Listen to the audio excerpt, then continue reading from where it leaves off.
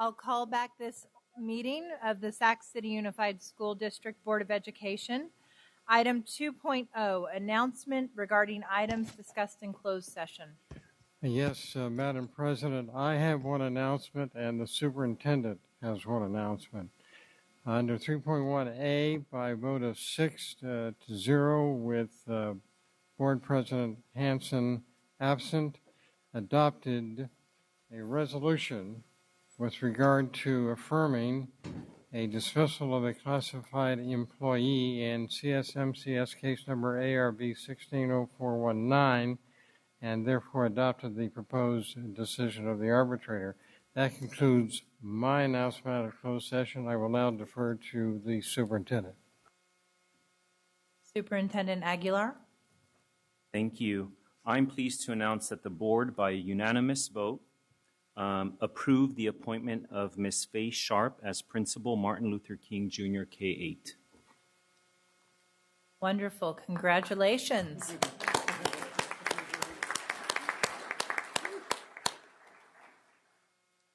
At this time, we're going to ask for item 4.1, the broadcast statement, to be read by our student board member.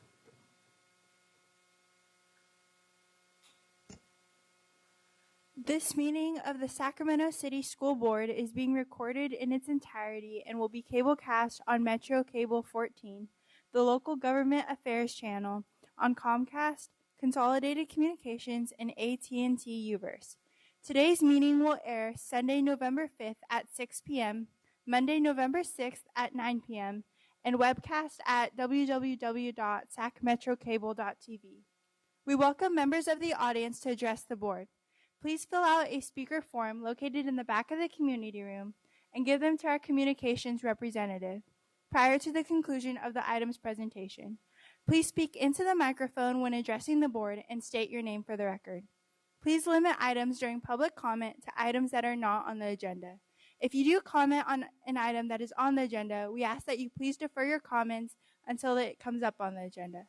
Please also turn off your cell phones or place them on silent or vibrate. Thank you. Thank you, Student Board Member Nguyen. At this time, item 4.2, the Pledge of Allegiance. Tonight's Pledge of Allegiance will be led by the Sacramento City Unified School District Vola Steinberg Mathlete Award-winning students.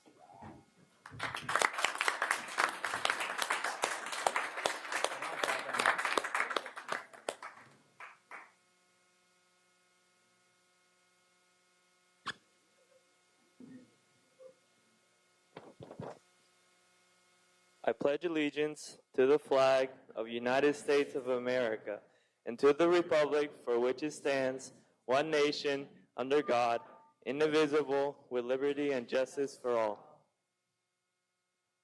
Amen.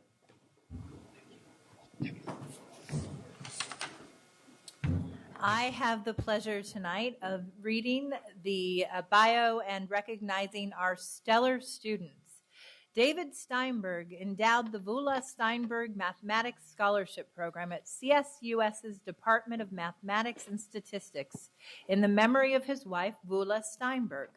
Vola Steinberg was a devoted and brilliant math teacher at Kennedy High School, and as an alumna of the CSUS Department of Mathematics and Statistics, Vola Steinberg was instrumental in establishing the Mathletes competition in the Sacramento region. Each year, the Department of Mathematics and Statistics presents the Vola Steinberg Memorial Scholarships to our middle school and high school mathlete winners. Dr. David Ziegler, chair of the Department of the Mathematics and Statistics at California State University, Sacramento, will present the Vola Steinberg Memorial Scholarships to our winning students. Thank you. My name is Matt Turkey, Assistant Superintendent of Curriculum and Instruction, and it is also my pleasure to be here tonight to honor the 14th Annual Vola Steinberg Memorial Scholarship recipients. I would like to thank our winning students and to congratulate them on their achievements. These students have learned from their mistakes, they have persevered, and they have worked hard. I would like to acknowledge the teachers, the coaches, and the administrators who have supported and encouraged our students to do their very best. I would also like to thank the first and most important teachers of our students, their parents, and their families. It is your love, support, and guidance which has helped them succeed. I will now ask Dr. Ziegler to come on up. Members of the board, if you would like to come and hand the certificates to our students. We would love to, Mr. Turkey. We'll join you down there.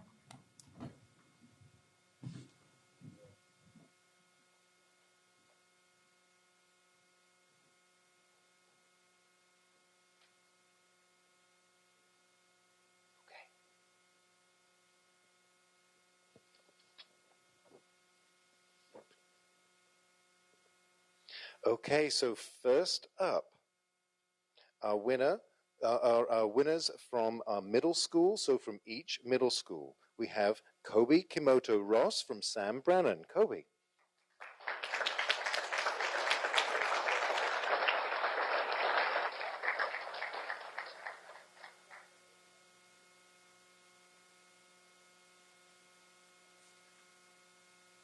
Now, each of these winners are not only getting a certificate, they are also getting $100 presented to them from Dr. Ziegler from Sac State.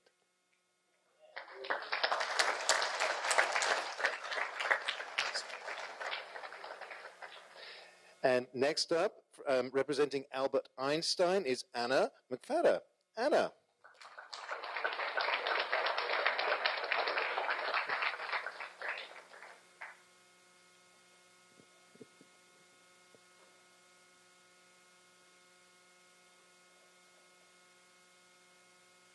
And next we have David Richards from Leonardo da Vinci. David.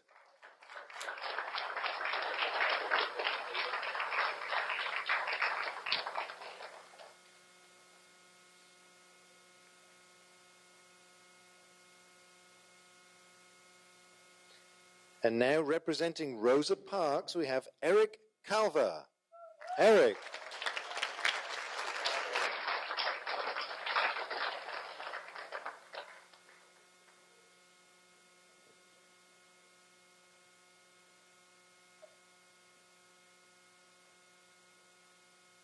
And next we have, representing Sutter Middle School, Zuriel Hoven.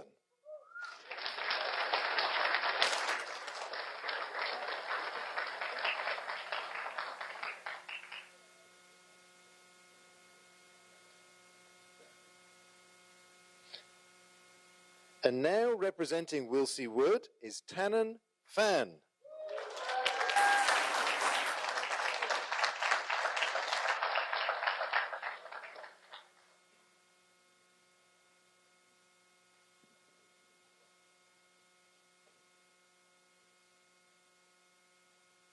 The next recipients of our awards are those the top scorers in the whole of our middle school section. So our top scorer for 7th grade is none other than Reese Murray, representing Sutter. Reese.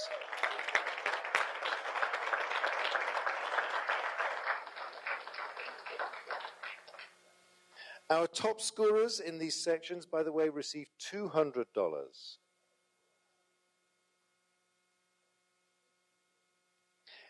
And our top scorer in the 8th grade section is David Richards from Leonardo da Vinci. David.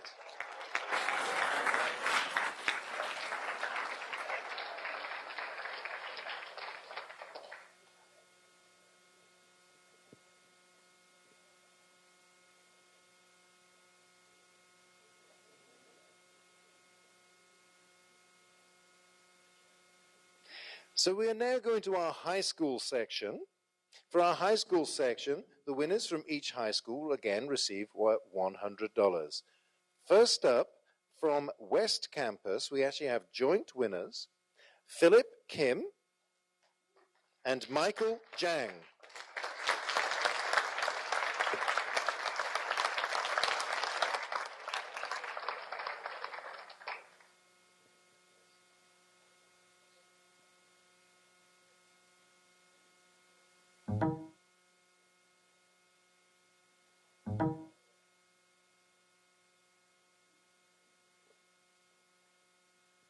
And from CK McClatchy, we have Annika Masaki.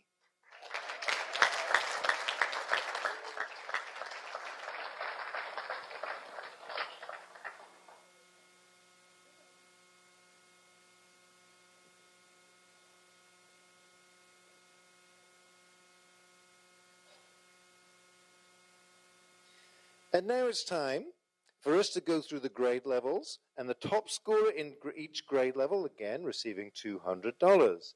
In 9th grade, we have Christian Hernandez from West Campus.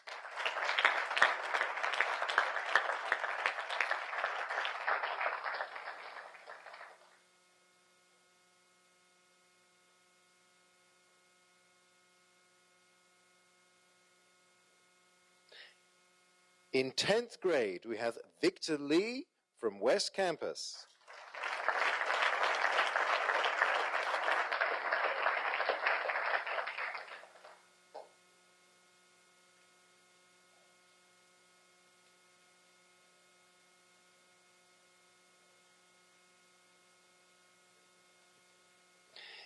And in 11th grade, once more neck and neck, we have Philip Kim and Michael Jang, also from West Campus.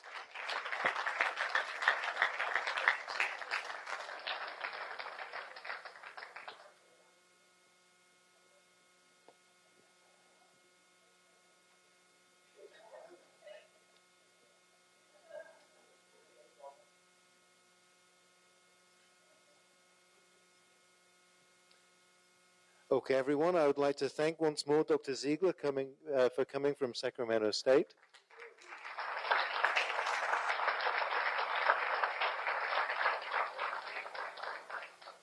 And that concludes our 14th Annual Vula Steinberg Awards for this year. Once more, let's just give it up for our students. Thank you very much.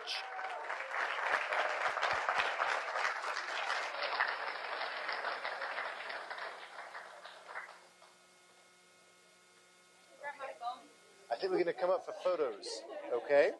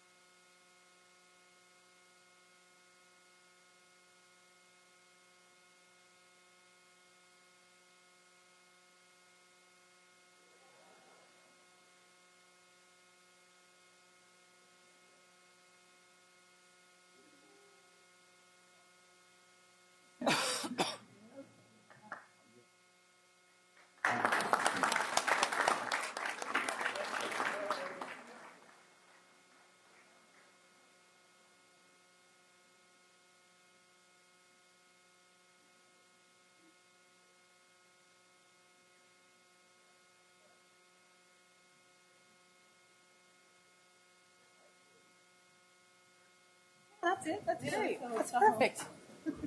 I'm about ready for that tonight. Oh.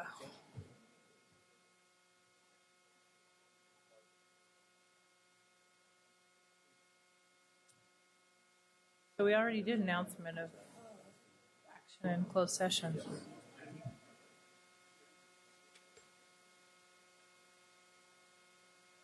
Okay.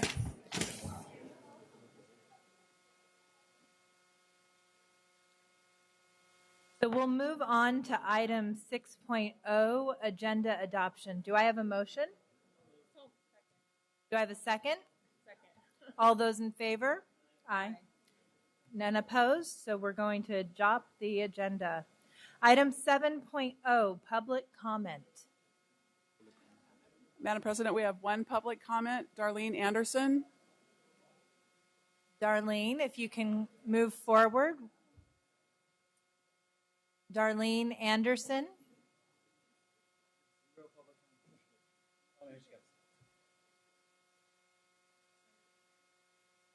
that's highly unusual.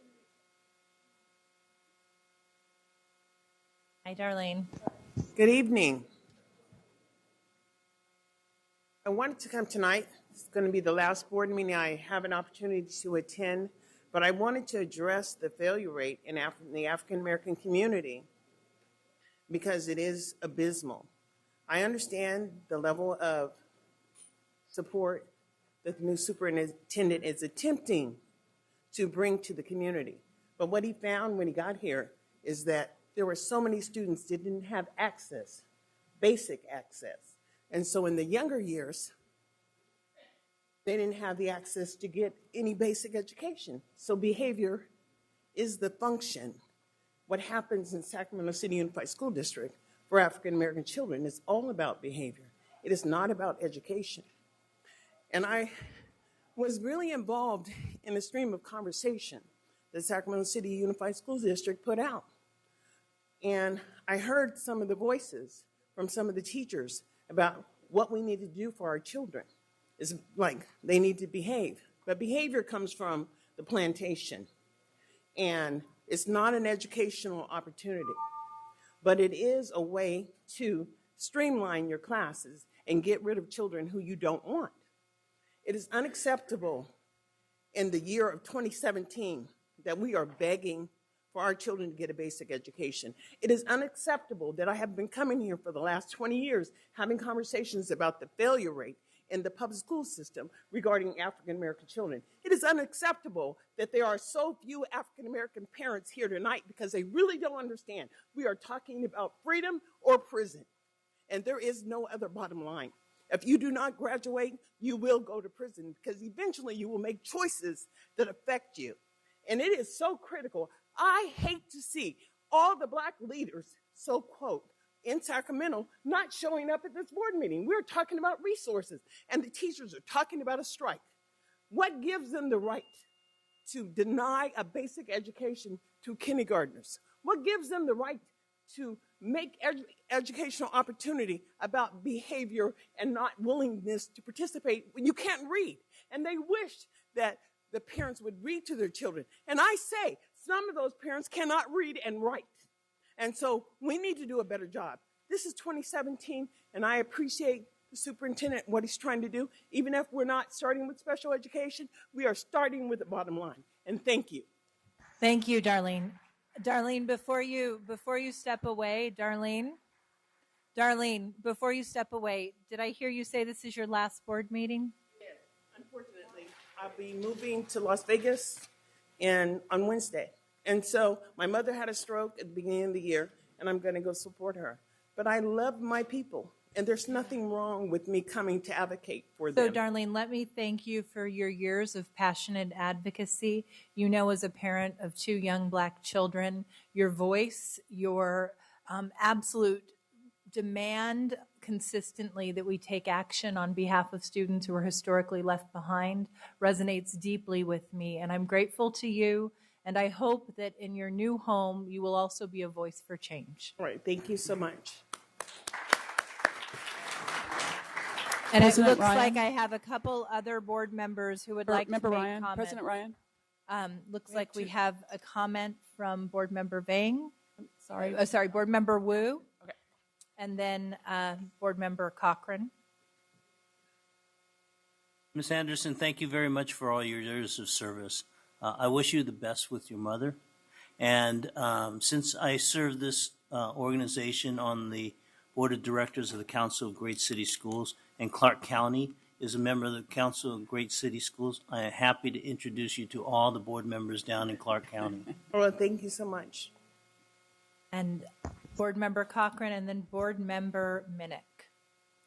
Ms. Anderson, from the first day I came on the board, you've been nothing but open and supportive to me as a learning board member, and I had to have been moved by your passion and your determination. Passion is good, but you also have grit, and I hope you take that grit to Las Vegas. Thank you.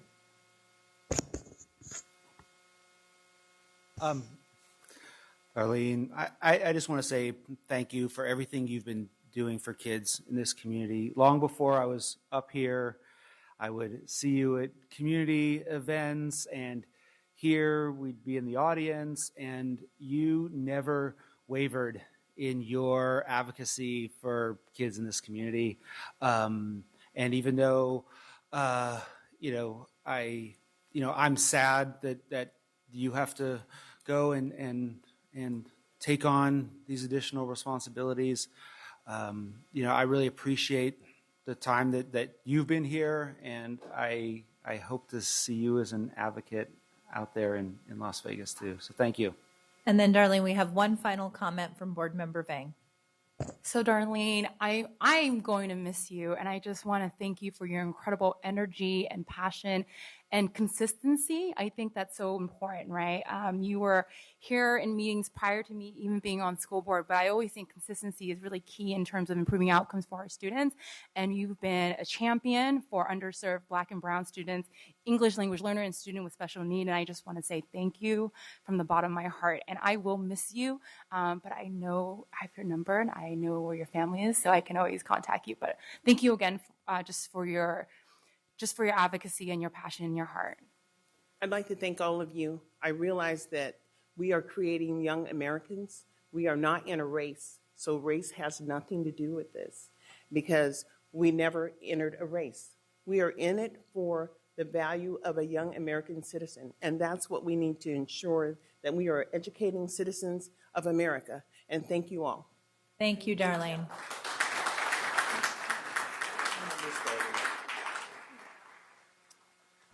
We have some additional public comments. Yes, we have two more public comments, Diana Rodriguez and Maria Haro Sullivan. Former board member Diana Rodriguez, good to see you. It's wonderful to see you all. Thank you. I'm not sure when this topic is going to come up or even if it's going to come up on your agenda tonight, but I thank you for the privilege in advance, Vice President Ryan and Vice President Wu and the rest of the board members. So thank you for welcoming me here today. And before I start, thank you to Darlene Anderson too. 10 years I've known her, so she's been there with me during my campaign, all the whole time I've been here and afterward too. So heartfelt thanks to Ms. Anderson. For 8 years, I sat on this board and continuously brought forward the issue of the district's massive unfunded liability. I watched the unfunded liability grow year after year, especially during our district's worst economic times. As a result, we had to make tough decisions to lay off certificated, classified Teamsters, UPE, unrepresented management, and executives. We had to ask our union partners to do what their counterparts in surrounding districts were doing, take furlough days. Some districts took upwards of 18 furlough days, while Sac City teachers opted to only take 7 furlough days over the span of 3 years, paying $95 for 2 years, and support to close 7 of our neediest school sites in the district.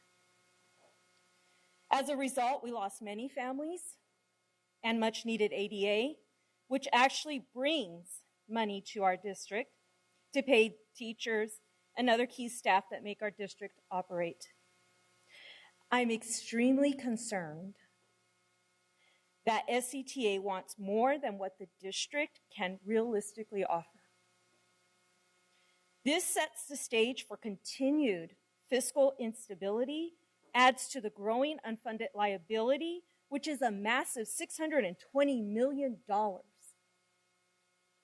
As a former board member who was supported by SCTA, I understand the campaign process of creating a talking point that polls well to win an election. The reality is, though, that when it comes to implementing those talking points, it costs money. Money the district doesn't have. Now, SCTA talks about a strike. A strike hurts our intelligent students. A strike will cause a loss in momentum in learning for our children. The loss of learning opportunities exasperates the issue of dropouts. Students dropping out creates another loss of our much needed ADA. SCTA, what does class size mean to you? What is it worth? To the leadership on both sides, are you truly making decisions in the best interest of students and the families with the lens of equity? Or are the adults in this picture more important? Thank you, Board Member Rodriguez. We have additional public comments. And I'm going to remind everyone, in the interest of time, to please keep your comments to 2 minutes per speaker. If Billy Hernandez could come to the front. My activities with the board is longer than 2 minutes, so I'll make that a little smaller. Hi, I'm Maria Haro-Sullivan. I am current president of West Campus Music Boosters. I have served on the district level as a parent volunteer from the DAC to site councils to different PTAs. I'll leave it at that. So hello to everybody up on the board. I'm here today because I think it's great that you found $4 million for the arts. However, you explicitly said that you're not going to fund the band. I'm looking for just a measly $5,000 to help us with transportation. There's only 5 high schools that compete and who leave the city. And, you know, Gerald Wu has Kennedy High School. He was trying to fundraise for them. I think it's like $100,000 to transport them to Washington, D.C. $300,000? Okay, $5,000 is all I ask. If we can get $5,000 to Rosemont, to West Campus, and to Kennedy, it's a drop in the bucket. I have to deal with a $60,000 budget that I have to fundraise to get our kids to be able to participate in band and guard. And the problem is that we don't get any extra funding. We have to fundraise this all ourselves. So if we had a line item that every year you guys would help us out with transportation, that would be amazing. Thank you. Thank you, Ms. Sullivan. Any final public comments? No more public comment. Since we have... Oh, we do actually have one more public comment. If you can please state your name, go ahead and come forward, state your name for the record, since I don't believe we have a public comment card on you. My name is Billy T. Hernandez. Hi, Billy, go ahead. I am a senior at John F. Kennedy High School, and I am here to represent the students. If you, the district, choose to be unproductive by refusing to come to a compromise with your employees, a compromise that would be beneficial to the students, not only will the students not receive the requested benefits, but we will also suffer from the resultant strike. Therefore, not only are you being unproductive, but counterproductive as well. Choosing not to compromise makes you responsible for the following. There will be the obvious loss of school time. Meanwhile, the AP test dates remain the same, which will force lessons to be rushed or skipped. Some students have expressed concern about not receiving enough school days to graduate if the strike goes long. And if this past year of unyielding stubbornness is any indicator, it will be long, and you will be responsible for them not graduating. It makes you responsible for less obvious costs, like that of marching band, the same band that will be representing this district in the Memorial Parade in DC, not being able to practice properly for our coming competitions. There are 43,024 students attending your schools. That is a statistic. But you must remember that each one is a person with struggles and hopes. Their education, my education, is what I use to overcome obstacles and achieve goals. So on behalf of 43,024 people, I implore you and the teachers to resolve this issue with a civil, open, and altruistic attitude. Thank you. Thank you so much. We appreciate your powerful young voice, and let me assure you we are doing everything in our power to come to an agreement. Thank you. So hearing no further public comments, we're going to move on to board workshop, strategic plan, and other initiatives. Item 8.1, the hearing and action of Charter Resolution 2963.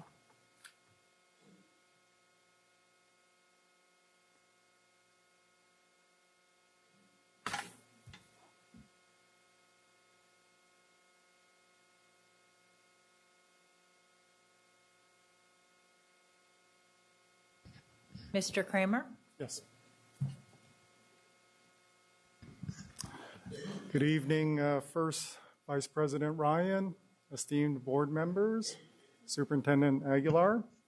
I am Jack Kramer, Director of Innovative Schools and Charter Oversight. Joining me to my left, walking the cards over, is Mr. Maury, Mr. Maury Elliott. He is the principal at SAVA. And we have Jason Sample. He is the Chief Strategy and Communication Officer for SAVA. And you are new to the front. Thank you.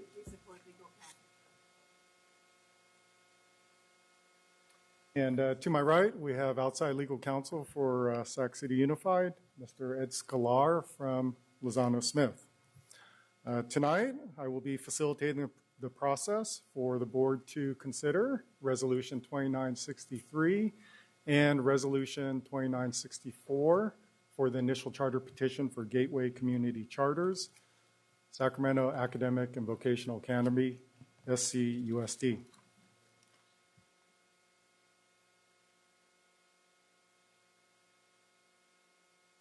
Tonight's presentation will entail an overview of the proposed charter school, the district's charter review team, the driving governance for initial charter petitions, the criteria to deny an initial charter petition, staff's analysis, and we will conclude with the next steps. The slide you see before you was presented to you at the public hearing, and this is information regarding SAVA, so I will give you a quick moment to peruse.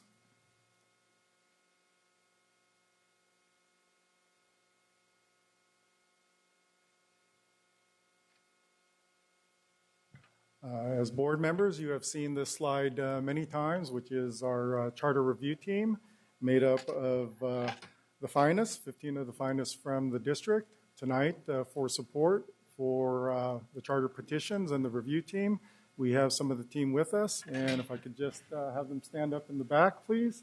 Charter review team, thank you.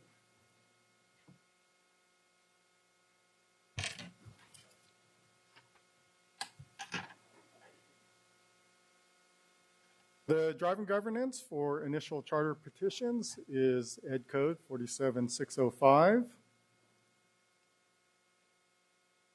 And per Ed Code 47605, the governing board may not deny a petition unless it makes written factual findings, setting forth specific facts to support one or more of the below 6 findings.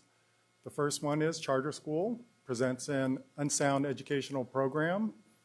Number 2, petitioner is demonstrably unlikely to successfully implement the proposed program. Petition does not contain the number of signatures prescribed. Petition does not contain required affirmations. Petition does not contain reasonably comprehensive descriptions of 15 certain elements. And finally, number 6, the petition does not contain a declaration of whether or not the charter school shall be deemed the exclusive public employer of the employees for the charter school. It is the staff's analysis that the petitioner is demonstrably unlikely to successfully implement the proposed program. And secondly, the petition does not contain reasonably comprehensive descriptions of 15 certain elements. I will focus on the first one next. The support for demonstrably unlikely to successfully implement. The petition fails to present a proper plan for facilities. The petitioner fails to provide a clear and comprehensive budget. The petition provides an inadequate plan for parent participation and lacks reasonably comprehensive description of the charter school's governance. And number 4, the petition presents an inadequate plan for the use of technology. The second findings, petition does not contain reasonably comprehensive descriptions. The first to support that, petition does not contain reasonably comprehensive descriptions of the educational program, specifically special education. Number 2, reasonably comprehensive descriptions are not provided for charter school's health and safety plan. 3, the plan to achieve racial and ethnic balance. 4, comprehensive description of the charter school's admissions requirements. And finally, number 5, the the petition does not contain reasonably comprehensive descriptions of the charter school's dispute resolution process. We end with the next steps. Once again, the written factual findings, 2 of the 6 to support a denial of a petition, as stated before, 1 and 2. And at this point, the governing board may deny the petition as written factual findings has set forth specific facts supporting 1 or more of the 6 criteria.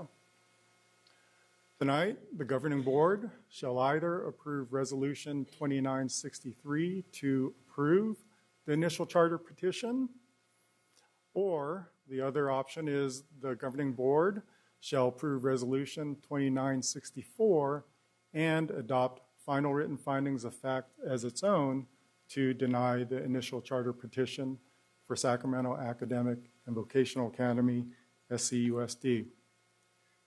That is the conclusion of my presentation. I believe there is a video clip, but first I'll have Jason Sample come up and he can provide further commentary. Thank you, Director Kramer, to Board Vice President Ryan, members of the board, Superintendent Aguilar. Jason Sample with Gateway Community Charters. Tonight, I really think the message is very simple and plain, and that is we are truly here on behalf of our students. We are here once again, and I think I shared this with you during the public hearing, as a result of the Anderson versus Shasta case, in which for over 10 years we have operated a program that we feel has made phenomenal advances in the lives of our students and our children. We are here as a condition of our waiver with the State Board of Education and our agreed transition plan that we have communicated not only with the district, but with also our current authorizer and the Sacramento County Office of Education. Our transition plan clearly outlined that we would submit a charter to Sac City Unified to operate and serve the students within this district. It said that we would submit a charter to Elk Grove Unified, all of which we have done. On October the 3rd, we kept our commitment in our transition plan and we submitted to Elk Grove to bring that site into compliance. The bottom line is we are really implementing the plan that we communicated to both the State Board of Education as well as to our authorizing district. A couple of things I want to make sure that I share with you from the presentation that staff offered is we have offered our school for the past 10 years. And in that 10 years, we have had 0 audit findings, 0 compliance issues, and we have served our special ed population with the highest integrity and excellence. And so tonight, you're going to see a video, and then we have Lisa Core and Maury Elliott who are going to share with you a few closing thoughts. But before I leave this area, there's a number of people tonight who are in support of SAVA and our kids, and I'm going to ask them to please stand behind me tonight to show their heartfelt support. At the end of the day, we're doing this for the kids. What I've presented to you is a comprehensive list of responses.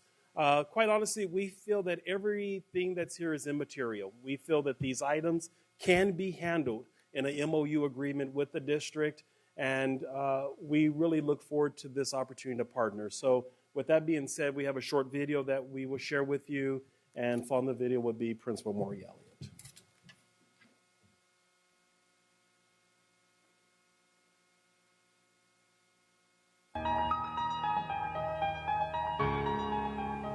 SAVA is a charter school, and we specialize in really personalizing education for all of our students. We believe every student has a way that they will learn best, and we are able to provide small group and one-on-one settings with our teachers for students to get that tailored education that meets their specific learning styles and learning needs. One of the things I love the most about working at SAVA is definitely the students. They're students that sometimes can otherwise be forgotten about. They're students that have gone through things in their life that I wouldn't even want to have to go through as an adult. I love when they come in here and they have smiles on their face, and a lot of them talk about their usual dislike for school and how their feelings of school were before they got here to SAVA. and then after a while they kind of start to own their own education. My experience here at Sava is actually been great. They're one-on-one. They're really truly trying to get you focused on what you're trying to do. Already opened a lot of doors because it's like as soon as I graduate from here, I can go through a lot of stuff just automatically. What we want to do is make sure that when kids graduate with a high school diploma from Sava, that they are prepared not just to go to college, but prepared to go into the workforce. So we have 4 vocational or career tech pathways at Sava. We have culinary, we have media arts, we have automotive or diesel tech, and we also have public service. Each career pathway is tied to core academic courses, so every student has their traditional math, science, history, English courses, along with the career technical education component. I'm taking 2 classes. One's clean diesel, it's the lecture, and then the other one is clean diesel retrofit, so we're working on the actual motors and seeing how it runs and how everything works and breaking it all down. In the food and nutrition classes, we have students come after they prepare their food, they come and they bring it around to their teachers, and you see kind of that pride. Every graduate at Sava is required to participate in a 25-hour service learning project where they will be meeting a need out in the community. And also tied to that, it's not just a community service project, but it's a learning experience where we tie core academics to that project itself. The student actually becomes successful and do things that they probably thought that they wouldn't be able to get through. It could be their own personal struggles, it could be struggles at home, any of those kind of situations that just make them feel like they would not be able to make it. And I think we're that push for them. One of the key pieces that we focus on here at Sava is really capturing students' hearts. And our philosophy is that you're never going to capture a child's mind unless you first capture their heart. We created a very positive culture here at Sava. With the one-on-one setting and the small group setting, teachers are able to really establish positive relationships with students. And we know that's a key to academic success, is having good relational capacity with our students. Without Sava, I probably wouldn't be in school. Probably wouldn't have had the opportunities to get into all my college classes, to get good grades, to just be able to go further.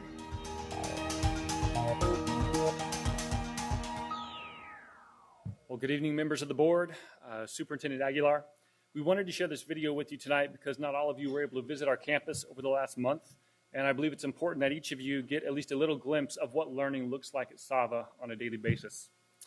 At Sava, it is our mission and our passion to serve our community's most underserved students and give them renewed hope in their ability to succeed. When I think about the city of Sacramento, I want to be able to think of a city where every single student has hope, where every single student has an equal opportunity, where every student is confident that they have a fair shot and that they will have the support they need to overcome any obstacle that may stand in their way of success. But in order for Sacramento to be seen as a city of hope, we have to have beacons of light in our community. For the last 11 years, Sava has been one of those beacons.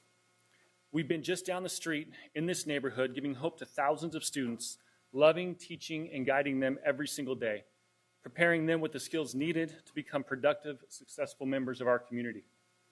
Tonight, when you're voting on this charter, please understand that it's not just another new charter school that will try to open its doors and find new students to fit its mold. You're voting on a school that is right now a beacon of light and a beacon of hope to so many students that have previously had hope ripped away from them. You're going to vote on a school that currently hundreds of students call their home, and for so many of these students, this may be their last opportunity. If we fail them, many will not know where to go from here. You're voting tonight on whether or not to allow a school to keep its doors open that right now is bringing hope to students who once had no hope at all. So please consider this tonight as you make your vote. Thank you very much. Thank you.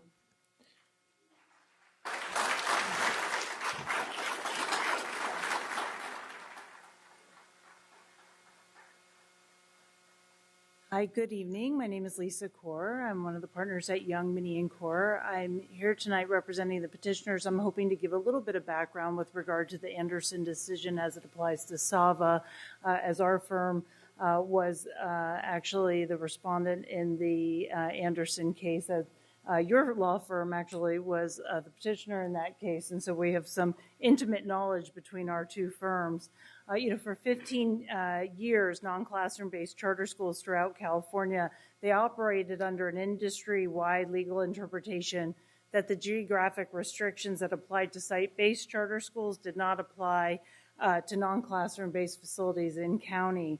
This legal interpretation was confirmed by the California Department of Education twice in the last 15 years.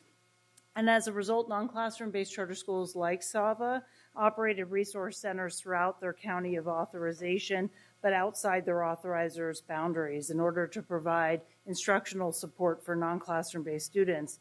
But 1 year ago, when the Anderson decision was adopted by the 3rd District Appellate Court, it changed that long-standing practice and required that all charter school facilities be located within district boundaries unless there was some exemption.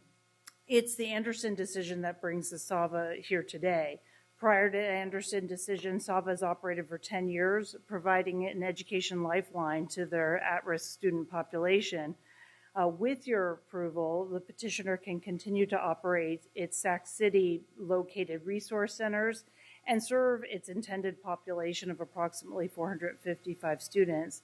Without your approval under the Anderson decision, the Sacramento City Unified School District located resource centers are at risk.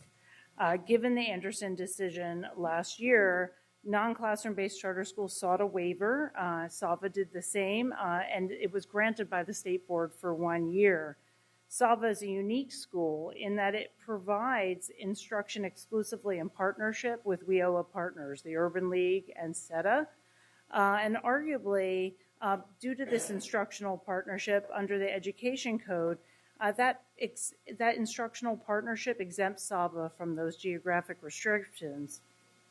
However, as your report shows, school districts have been reluctant to agree that that exemption exists, and therefore, in order to proceed with the utmost caution to preserve its resource centers for its students, SAVA has sought a local charter with each district where it has a facility, just as demanded by the Anderson decision. So accordingly, SAVA comes to you today agreeing to forego the use of that exemption, the WIOA exemption. It has agreed to limit its facilities only to those facilities that are within district boundaries and listed within the charter unless a later material revision is granted by this board to add a new or additional facility within district boundaries.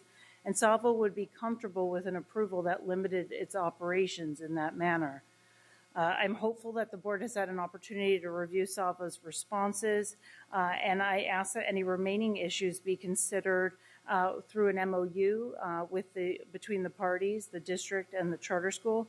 Gateway Community Charters has operated since 2003 through a very strong and collaborative relationship with its authorizers, including the Twin Rivers Unified School District, Yolo County Board of Education, and San Juan.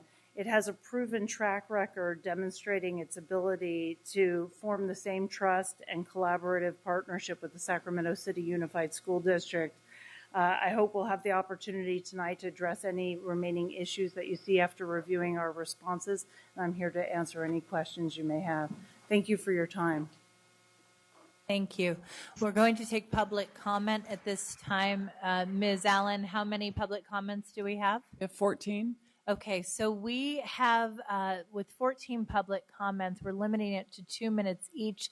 We actually have a total of 15 minutes per item. So if there are, in fact, 14 speakers, what I would recommend is that you take 1 minute per speaker so that you each have an opportunity to make your voice heard. So I'll call the names of the first 5 people, if you could start lining up. Damon Conklin, Ian Arnold, Aaron Thornsberry, Jim Kwashnick, and Tasha Johnson. Hello, Vice President Ryan and board members. My name is Damon Conklin. I'm the Director of Governmental Affairs over at the Sacramento Regional Builders Exchange. We represent the 1,200 member companies in the region that represent the commercial construction industry here in Sacramento. We are in strong support of SAVA's petition. I just want to share with you, and with brevity in mind, for the past 30 years, Sacramento Regional Builders Exchange Education Foundation has had a design build program, has provided an opportunity for regional high school students to gain firsthand knowledge of the construction industry. Students compete against each other in building tiny houses that are ultimately donated to the nonprofits for transitional housing. And the students learn the design, the code enforcement, as well as plan preparation for these projects. This is firsthand knowledge that they gain. And we believe that work-based learning not only increases the overall student performance, but also has proven to provide a safety net for economically disadvantaged students by empowering them with marketable skills for a career pathway. And for those reasons, we support. Thank you. Ian? Good evening, Vice President Ryan, board members. So I'm here because I don't want to repeat what your staff recommendation is. I thought the staff did a great job of that. I think it's important to note that SAVA is currently out of compliance and has been out of compliance for some time. That SAVA has a plan, allegedly, to get into compliance, but that plan would appear to be optimistic at best. It would appear that they're overpromising and under-delivering, and I would be very concerned about the district getting in the middle of an organization that is constantly overpromising and under-delivering. I will say, since my office is in the same parking lot as a SAVA school, it is bothersome to me that students, children, are heavily drinking and using drugs in the parking lot before and after school, and there is no adult supervision on the premises as far as we can tell. Our property managers are concerned about it. My staff are concerned about it. It is not the problem of the school district or the SAVA site that this happens. Kids do what kids do. But when kids are coming to school drunk and high, somebody should be responsible for that. And if nobody's responsible for it now, is that going to fall back on this district? Thank you. Thank you, Mr. Unruh. Our next speaker. Hi, I'm Aaron Thornsberry, Chief Business Official for Gateway Community Charters. Good evening, Board of Education. Excuse me. I just wanted to address a few of the findings within the executive summary provided to you about the petitioner failing to provide a clear and comprehensive budget. On page 10 and 11 of that summary, we do have loans in place and the line of credit of $2 million already in place from Wells Fargo. Internal borrowing is available from Gateway. Staff also claims there may be negative budget impact due to inconsistent daily attendance. We built a very conservative budget of 455 students based on the historical 16-17 seabed enrollment within the Sac City unified boundaries. The budget is stable and contains no deficits throughout the years in the financial projection. We have clearly stated this in the narrative in the appendix to the charter. And please just consider this, do what is right for these students and their families, and vote yes to approve the SAVA charter. Thank you. Thank you. Our next speaker.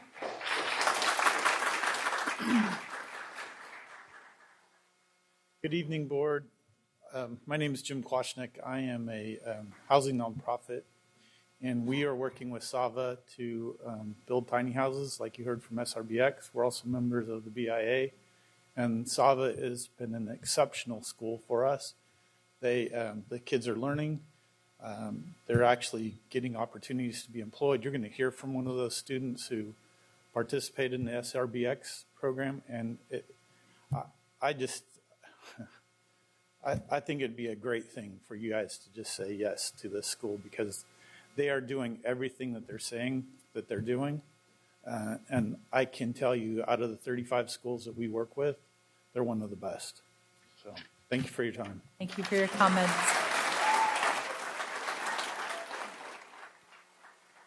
Can we please have our next public comments?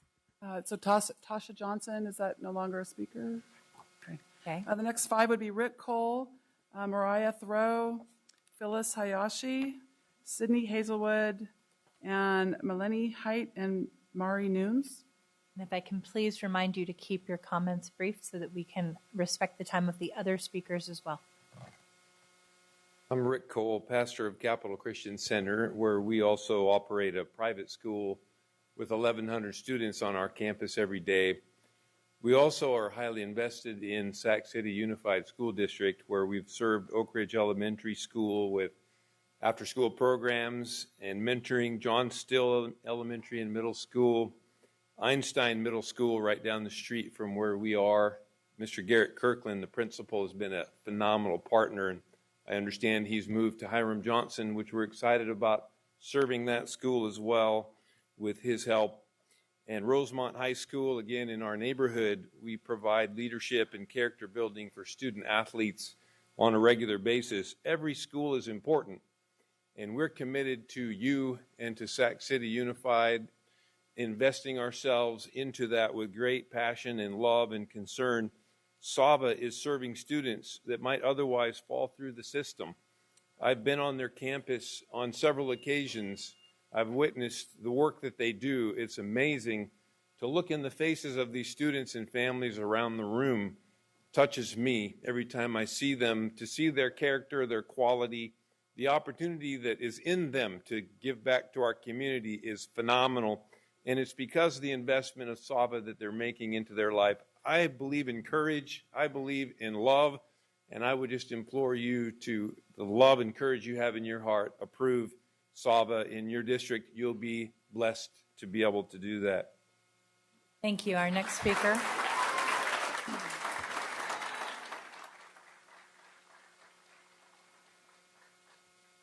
Good evening. My name is Mariah Thoreau, and I am a teacher at SAVA. A key piece of our mission is to support our students both academically and emotionally to ensure they move forward in life prepared to thrive. We bring them hope. Many young women in our community are caught in a cycle of economic poverty, social barriers, and academic challenges. Many of these women, young women, are still kids and have children of their own. But far too often, their issues are ignored, which is why I am proud to teach the Young Women's Leadership class at SAVA and provide a safe place for these young women to build confidence, learn leadership skills, and see firsthand the importance of women supporting other women. I've taught this class for the past 3 years, and during this time, I have had young teen mothers, girls labeled as bossy, disruptive, and loud, girls that had no voice. And what I have seen is the development of real relationships, a confidence to grow, and a desire to achieve more than they ever thought was possible before they entered this class. I'll end with just one example that illustrates the impact leadership has on our girls. Letitia was a parent at 17. She came to SAVA tremendously behind on her credits and had zero support at home. She had experienced both physical and sexual abuse and was very guarded and distrustful of people. In short, she had literally been let down by every single adult who should have been there to support her. Through the relationships she developed at SAVA, including those forged in our Young Women's Leadership class, Letitia began to thrive and believe in herself and her abilities. Through the love we poured into this student, there was a glimmer of hope. I cannot describe to you the pride and confidence that Letitia exhibited when she walked across that stage to get her high school diploma with her little boy on her hip. Your yes vote tonight will mean that we can continue to provide hope to many, many other students like Letitia. Thank you for your time.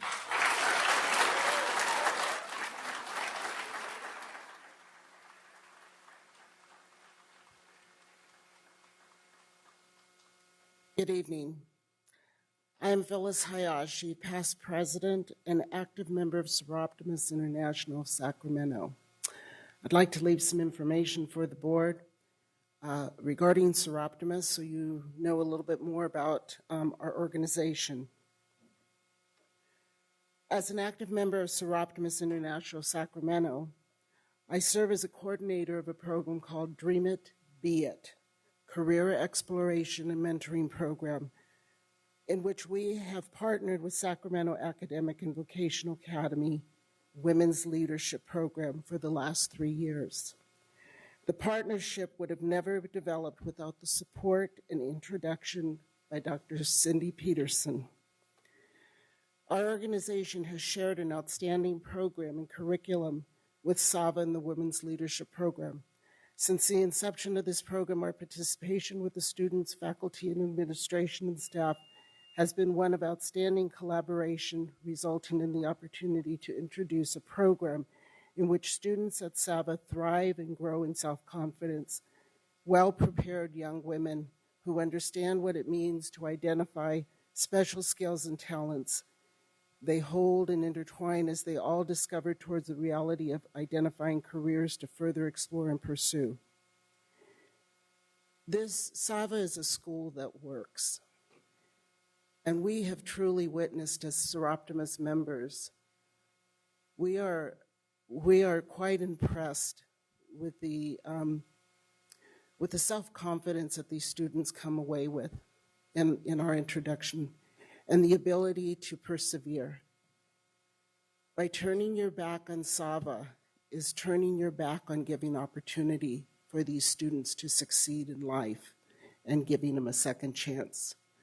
I encourage you to vote yes. Vote yes, because it is a school that works. Thank you.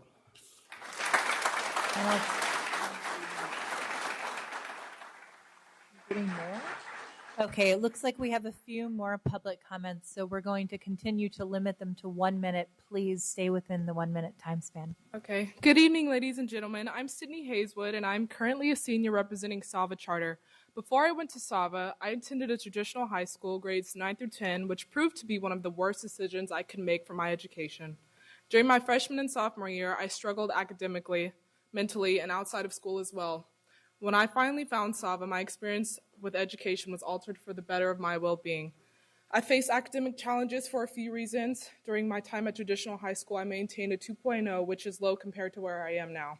The lack of a friendly and motivational environment from not only students but teachers and staff created an almost inhospitable educational environment.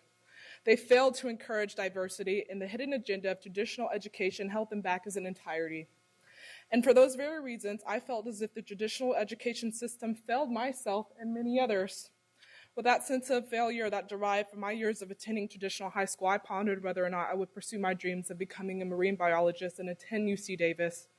My mother, who was a single parent who struggled to give me the chance of having a bright future, but now that I found Sava, I've had the chance to do just that.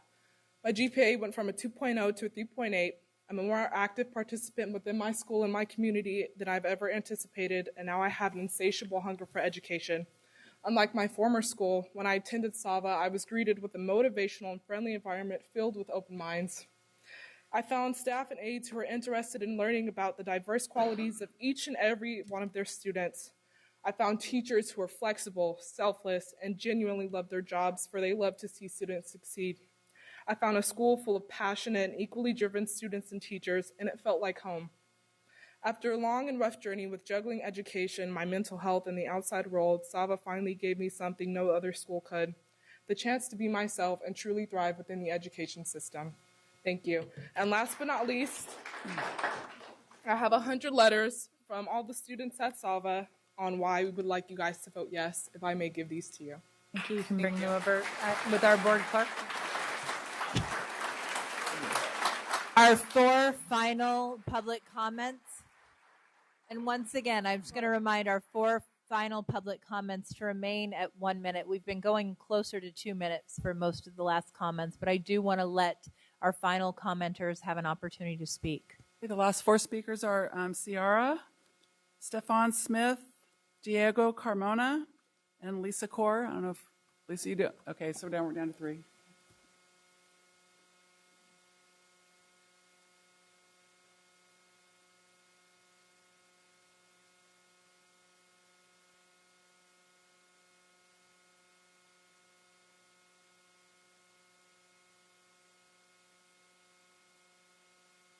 Hi, my name is Ciara. I started high school at a traditional public school, and I was 14 when I left public school. I left traditional school because I have trouble staying put and sitting in a 2-hour class with teachers who do not care about where I'm at, but only to teach what they are told. To what's different with Sava is they understand that some kids aren't capable of doing exactly what is asked from us. For them, excuse me, what is asked from them, and they will help them reach their goals. And I enjoy having a caring, positive surrounding with my teachers and peers. At Sava, I walk in, and no matter how my day is going, they put a smile on my face. I'm always being greeted by teachers, a handshake, even a smile, which makes me feel very welcome. Sava not only cares about your grades, but they also care about you and who you are. Going to Sava gives me time to complete all my schoolwork. I put about 25 hours a week. I also manage to have a job working 5 days a week. I have practice and games. Some kids say it's hard to work on our Chromebooks, but get things done and finish the amount of work that we are told to do. As long as you come in once or twice a week, get about 6 hours done a day, you are getting the credits needed. I started at Sava when I was a freshman, about 2 weeks after high school started. And now it's been about 4 years, and I'm graduating a year early as a senior. Thank you for your time.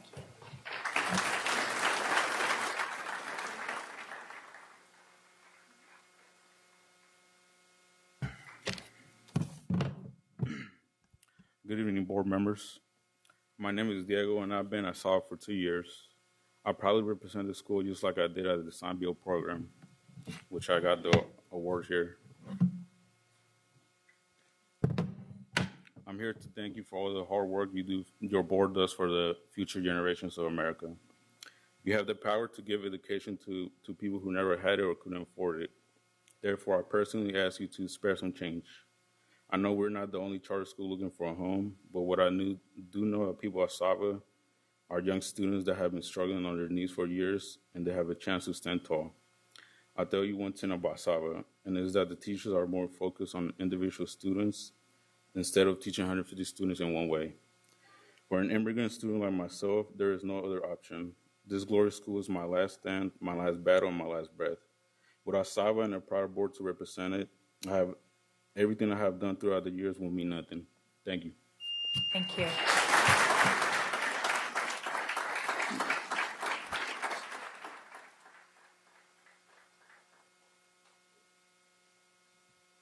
Good evening, everyone. My name is Stefan Smith, and tonight I'm going to be speaking on how Sava has helped me create a better future for myself. To start off, I have been at Sava for 10 months. I have found many friends, and this has helped me a great deal because at a conventional high school, a lot of the kids there push you into doing things that may not be the right thing for you. Also, I have found many different careers through Sava CTE programs. Some of these that are my favorite are photo and fitness and recreation. Through this, I have gained a lot of confidence and friends. And the last point I just want to make tonight is that the teachers here at Sava are really there for you and just want to have a great relationship with you. They even go out of their way for you and want the best for you. Thank you for your time. Thank you. So we have no other public comments at this time.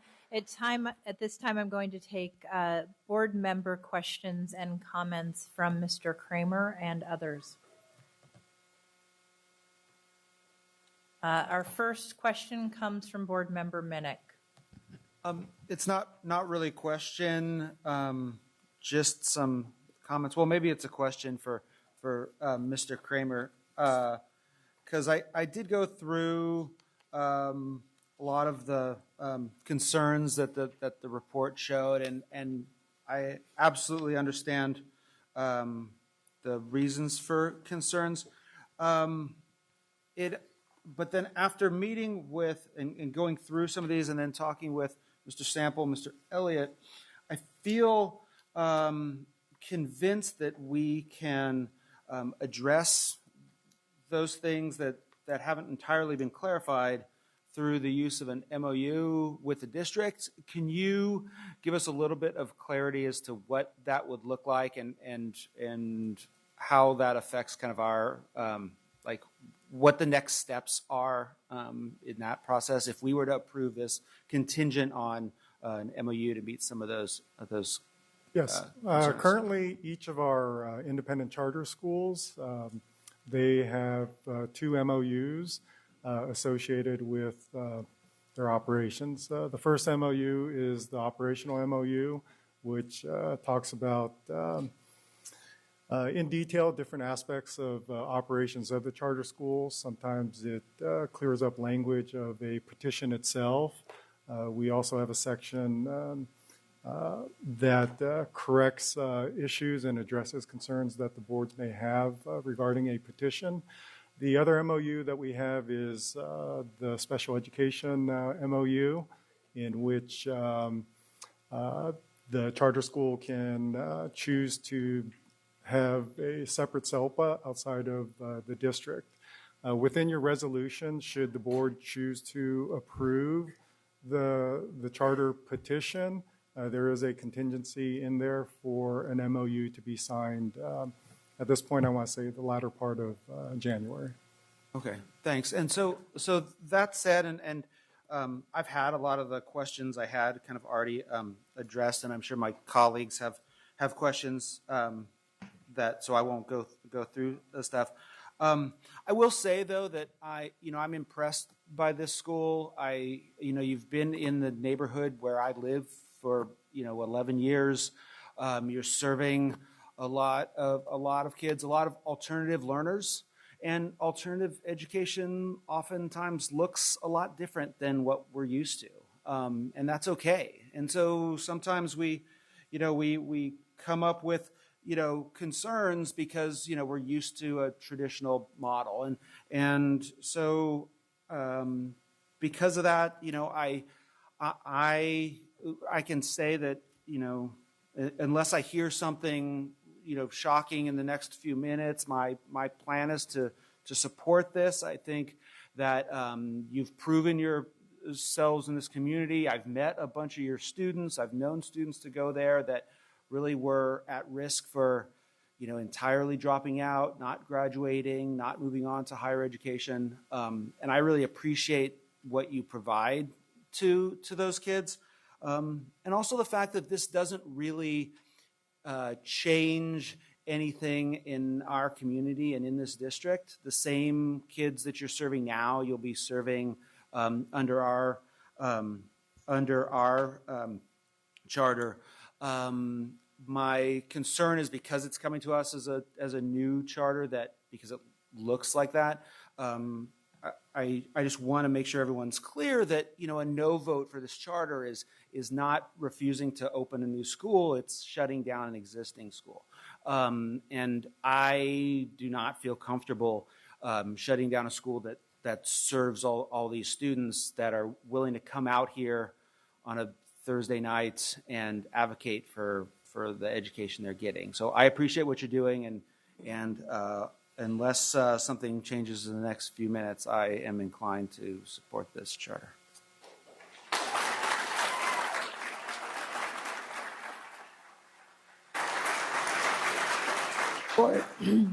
Board Member Wu.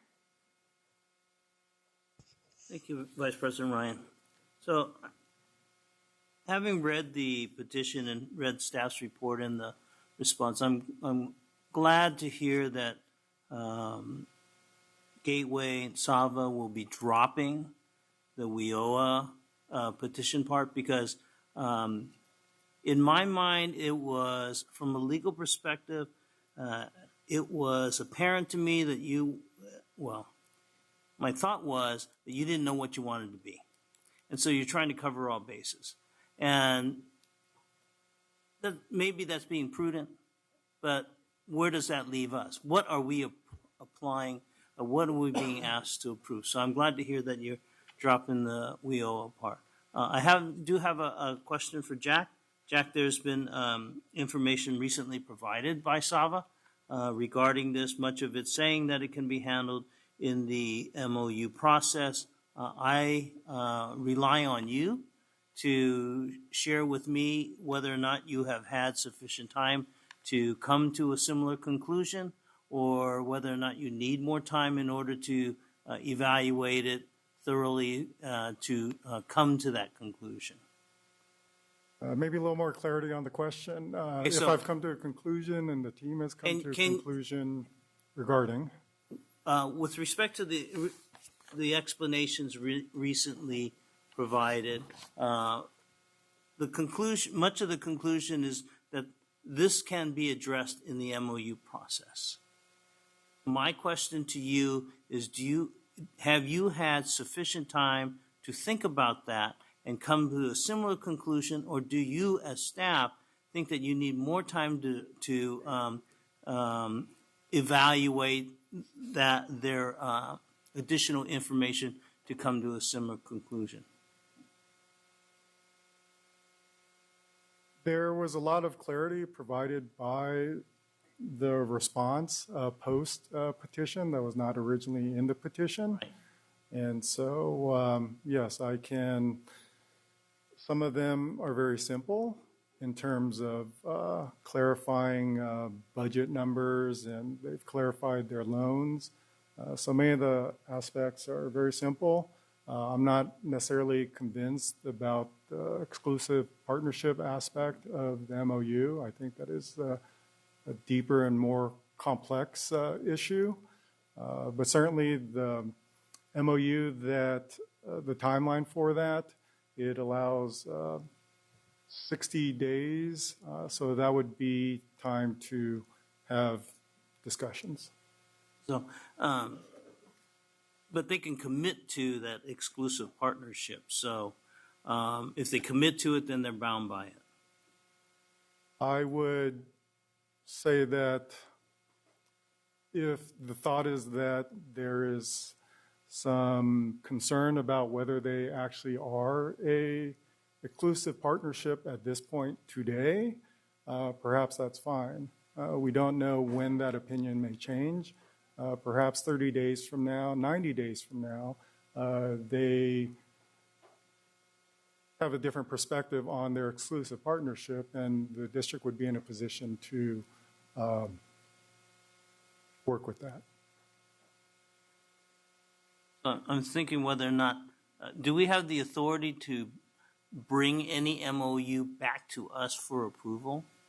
Absolutely. All MOUs are for the charters. They do go through the board for your approval. Thank you. I want to address the comment to Sava. I was dismayed in looking at the recent Sacramento Bee report with respect to the SBAC's reading scores. If we approve this, I am interested in, because you will be coming back sometime down the road, in continued improvement. And Mr. Elliott, you and I had the discussion. Mr. Sample, I don't know what you did to your arm, but I wasn't, because I shook it too hard. Yeah. But if it is approved, what I will be looking for is a process for continued improvement, and I want to see that reflected in the outcomes for the students. Because as I suggested, it is nice to give a student culinary skills, but it is a tragedy to give them skills when they can't read the recipe. Mm-hmm.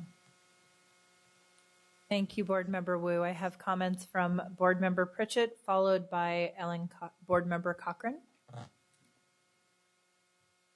Thank you, Vice President Ryan, and thank you, Member Wu, for your comments. I just have a few questions, and then I'll make my comments brief.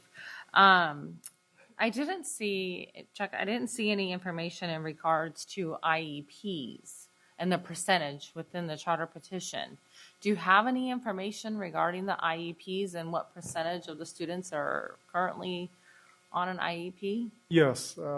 SAVA, they do serve typically a higher percentage of special education students. And so we have no issues with that number. Okay. And percentage. I guess that was really my only question. You know, I got to say, you know, I read through the petition, and, you know, as I look through the criteria of, you know, what a charter needs for approval or denial, it is concerning. You know, I've been on this board for 5 years, and we've had a lot of charters that have come in front of us. And I can't say that I've ever seen one with so many listings of things that were alarming to us, right? I can respect that you are serving students that are high risk, that are teen moms. I was a teen mom. I went to a similar school. I understand. So I respect that.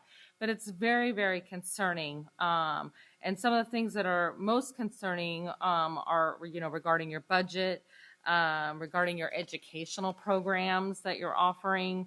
I won't go through the complete list because I'm sure you've read it as well.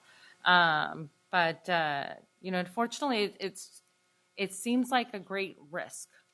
And I would hope that, it seemed like, I appreciate this that you gave us with the comments back, but I wish that this had been in the original charter, right? And though you gave this to us, it still seems like I still have grave concern about, where this is going to take us down the road. Thank you. Board Member Cochran, followed by Board Member Vang. Thank you, Acting President Ryan. Because this is an existing school and has been in existence, it makes this analysis particularly alarming. So I'm very grateful for the work that the staff has done, and I can see that there are some very serious concerns about this application. I would like to request, Acting President, that we do a roll call vote on this item. Duly noted. Board Member Vang. So I have more of a comment. I have visited SAVA before, and I've also had the opportunity to have a conversation with SAVA parents, teachers, and staff. And I've actually seen SAVA in action and what it's done for students and family. In many cases, a SAVA student has gone through maybe 1 or 2 comprehensive high schools. And what I'm learning, as well as at SAVA, is really addressing the needs of the students that are attending there. I think what is key for me, what is most critical for me, is that SAVA has already been operating. And for me, consistency is really important in terms of a school environment. I want to ensure that the consistency continues for the students at SAVA. When I stepped onto campus, I know it wasn't staged. I felt it in the classrooms, on campus, when they talk about capturing minds and hearts. And for me, I think if it works for our students, then I will support it. Again, I think what's critical and what I want to share is that I'm supportive of schools that are currently operating now that's working for our students. And I think while, this charter petition does come as a new charter, and Mr. Kramer, if you can correct me, that this charter is already operating, this would just basically renew the school so that we don't close it, correct? This charter is currently operating, and they are authorized by Twin Rivers. Okay. So similarly, I also echo Trustee Minnick on this as well. And unless something crazy happens right now, I still stand firmly in supporting SAVA. Thank you, Board Member Vang.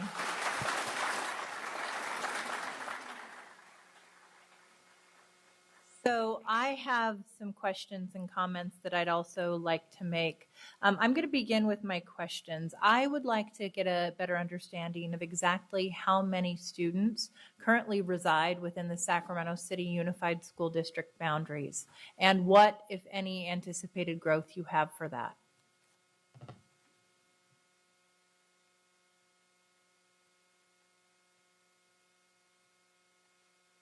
Thank you, Vice President Ryan. Currently, and this is just really a rough number, we don't have those official numbers in front of us, it's about 500 students who are currently within the Sac City Unified School District boundaries. And you don't have projections for potential growth within the charter reauthorization, well, really, the charter approval? Correct, and I will tell you, Principal Morielli can tell you a little bit how non-classroom based, right. At certain points in the year, we get more students because as they begin to transition out of the traditional, but in terms of, explosive growth, no, we do not plan to grow. So I will say, with all due respect, given this is an application coming before Sac City Unified, I would expect that you would have numbers of students residing within Sac City Unified boundaries as part of tonight's conversation. And when I say we do not have exact numbers, in other words, could he tell me the number that is in the seats today?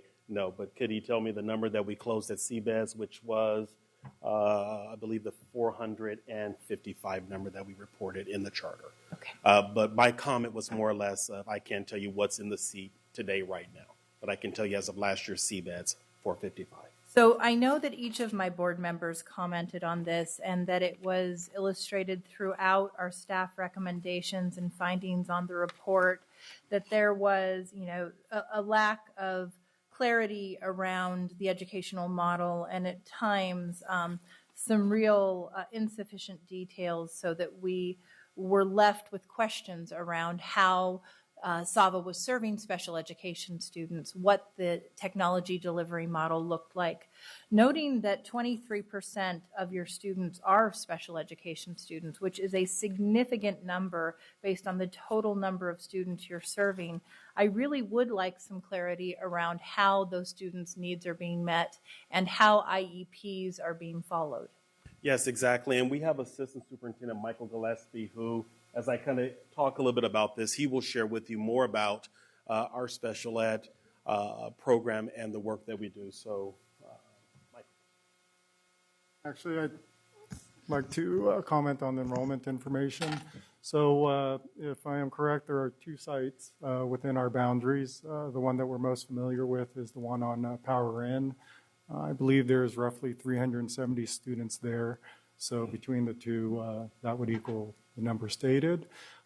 In their letter of petitioner intent, they estimated a starting enrollment, their starting enrollment of 700, and I believe growth to 1,200. 1,200 Sac City Unified School District that's the part students? that's troublesome for us, is that we don't know whether that's with WIOA or without WIOA, because we do not have consistent numbers. Are So you perhaps they able can to answer clarify?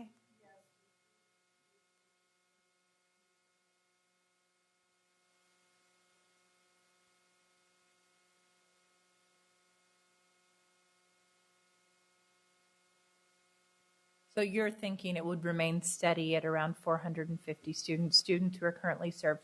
Thank you. That's very helpful. So go ahead and let's talk about the special education piece, and then I have a couple other questions. Thank Vice you. President Ryan, Superintendent Aguilar, thank you for having us here tonight. So currently we are in agreement with Twin Rivers School District to provide special education services for our students. The concern, the way that works is, and the concern that was brought up in the findings was, the concern was that we weren't following procedure, but every student who attends an independent study school must have an approval of an IEP team. Unfortunately, when students leave the traditional school, it's not often with the help of an IEP team that happens. So within 30 days of placement, we always have an IEP meeting to decide whether or not the program is appropriate placement for these students. And so once we have students enrolled, there are students who are denied once we have the IEP, say this is not an appropriate placement for you, and we base that on the 30 days of implementing the current IEP and working within the current system that we have at SAVA.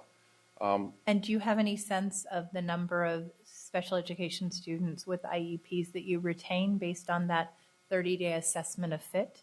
I would say probably we're retaining 95% or more of those students at SAVA once we have that 30-day IEP. There are students who are sort of what we've considered very disabled and unable to interact with staff in an appropriate manner, and those students are in fact referred back to their home school or district.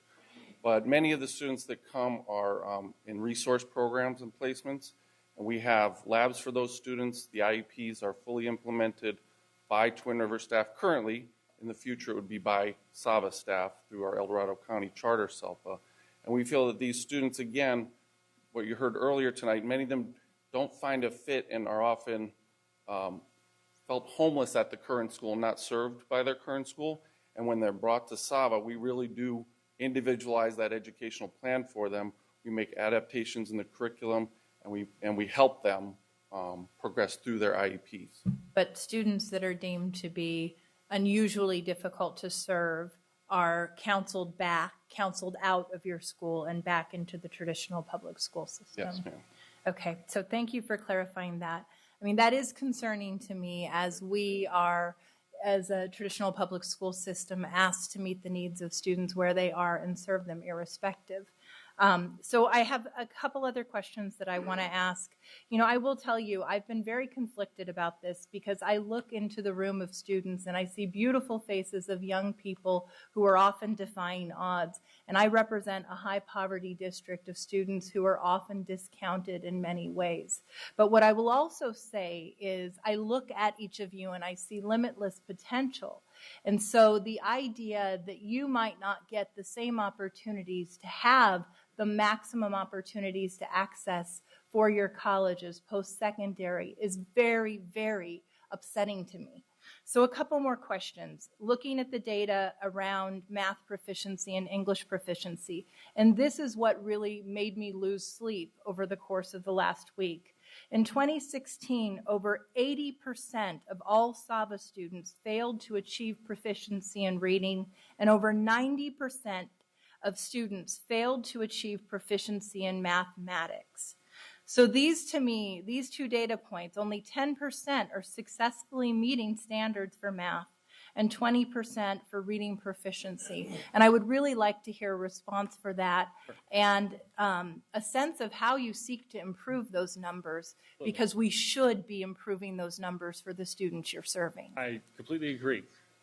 So at SAVA, we do local diagnostic testing for math and reading when kids enter our school upon initial enrollment. We track that growth throughout the year. They test 3 times so we can monitor it, make academic interventions for it, and make sure we're giving those students the support they need. When you look at our SBAC scores, we absolutely need to do better. We need to improve. But looking at context, the average new student enrolling at SAVA comes to us in the 11th grade, and based on that diagnostic testing, is testing 4 years below grade level in reading and math.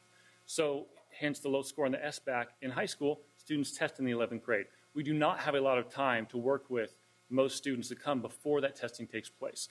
When you look, I can go back 3 years with our Renaissance Learning data, and we can provide you data also if requested. We have shown over a year's worth of growth in math and reading over the last 3 years for our students school-wide.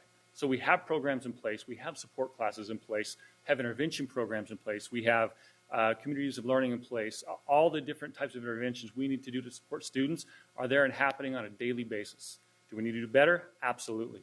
And I know my students can, I know my staff can, we'll continue to strive for that. So my final point, thank you for responding to me. I know that you have been considering an alternative school assessment model so that you can look at potentially the way you're assessing academic proficiencies of students and having it be more on par with continuation high schools and the standards that they are meeting. And I would be very interested in hearing why that hasn't progressed and where you are in terms of looking at that in the future. Can you clarify for me? I'm not quite. But you're referring to DOS, the Dashboard for Alternative School Settings. That is simply, from my understanding, it's fairly new, but it's an indicator that says for schools that serve a certain population of at-risk students, which we have to hit 70% of certain indicators given to us by the Department of Education, that we qualify for that Dashboard for Alternative School Settings, where they will use other types of data, similar to the ASAM model, which we have been under for the last 10 years. ASAM is Alternative Schools Accountability Model. And so data that we look at for that, we track our graduation rates for credit-eligible students. We track our attendance percentage. We track our retention rate year to year, how many students in one school year with us and start back the next school year. So those are key indicators in an alternative setting, dealing with students that come to us with a lot of academic challenges that we can use to really measure progress in addition to looking at just simply SBAC scores for math and English. Thank you. I'm going to, we don't have another question? Okay. So my final comment here is, you know, if this were going to be an initial charter approval, I would be in a much different position because I wouldn't be essentially turning away hundreds of students who are currently being served, although I would argue could and should be served at a higher level because I want them to reach their maximum potential. If we move forward in granting this charter approval, I want a detailed agreement on MOU changes that will be made to ensure the integrity of this academic program. And I also feel that for my own well-being as well as the well-being of the district as a whole, I would like to have SAVA come before us so that we're not waiting 4 years until another renewal, so that I can see a clear plan for academic approval so you're meeting the needs of students who are looking at you to be their lifeline and to give them maximum opportunity and not just the baseline of success. I am happy to work with you on that. And I also believe if we're approved, I believe I'll be here annually giving a report to you to show you the outcomes and the great things we're doing with our students on an annual basis. Thank you. With that, I'll entertain a motion. Okay, so we have a request for roll call vote. So first, would someone like to make a motion? I would like to move that we approve the charter with the conditions that staff work with the, Sorry, I'd like to move to approve the charter with the conditions that staff work with them to create an MOU that addresses all of our concerns. With that, we're going to move to a roll call vote. Secretary, please take roll.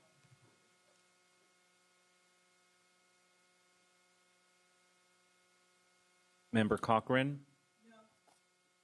No. Member Hansen is absent. Member Minnick? Yes. Member Pritchett? No. Member Ryan? Aye. Member Vang? Yes. Member Wu? Aye. 4 yeses, 2 noes. By a vote of 4-2, the charter carries.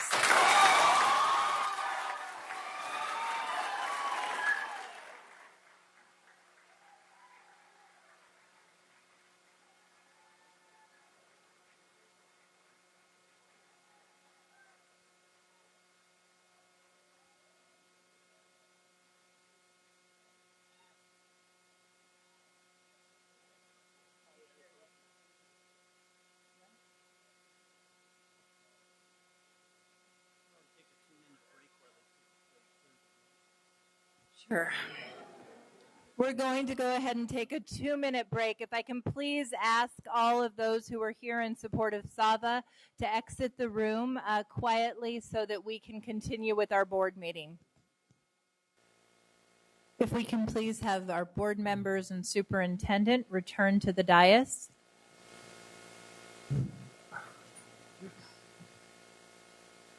All right, good evening. This is the second of our double feature tonight. We have with us Urban Charter Schools Collective, Hidden Figures Academy, and to my left, Chandra Roten. She is Associate Project Manager. And moving down the line, Dr. Dennis Ma, Project Manager, Lee Ya, Superintendent, and with them of counsel, we have Merrick Wadsworth, Attorney for Procopio. Once again, I will be facilitating the process for the board to consider Resolution 2965 and Resolution 2966 for the initial charter petition for Urban Charter Schools Hidden Figures Academy. And that is still Ed Scalar from Lozano Smith. I love that joke. The contents, it is the same as the last petition, and we will move forward. This is also the same slide that was presented during public hearing, so I will give a quick moment for board members to refresh.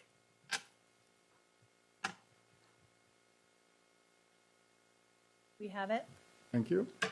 And we have the same charter review team that evaluated the SAVA petition, evaluate the Hidden Figures Academy petition. The driving governance for initial charter petitions, once again, Education Code 47605. And we have the same criteria to deny under Ed Code 47605, the 6 statutory reasons for denial.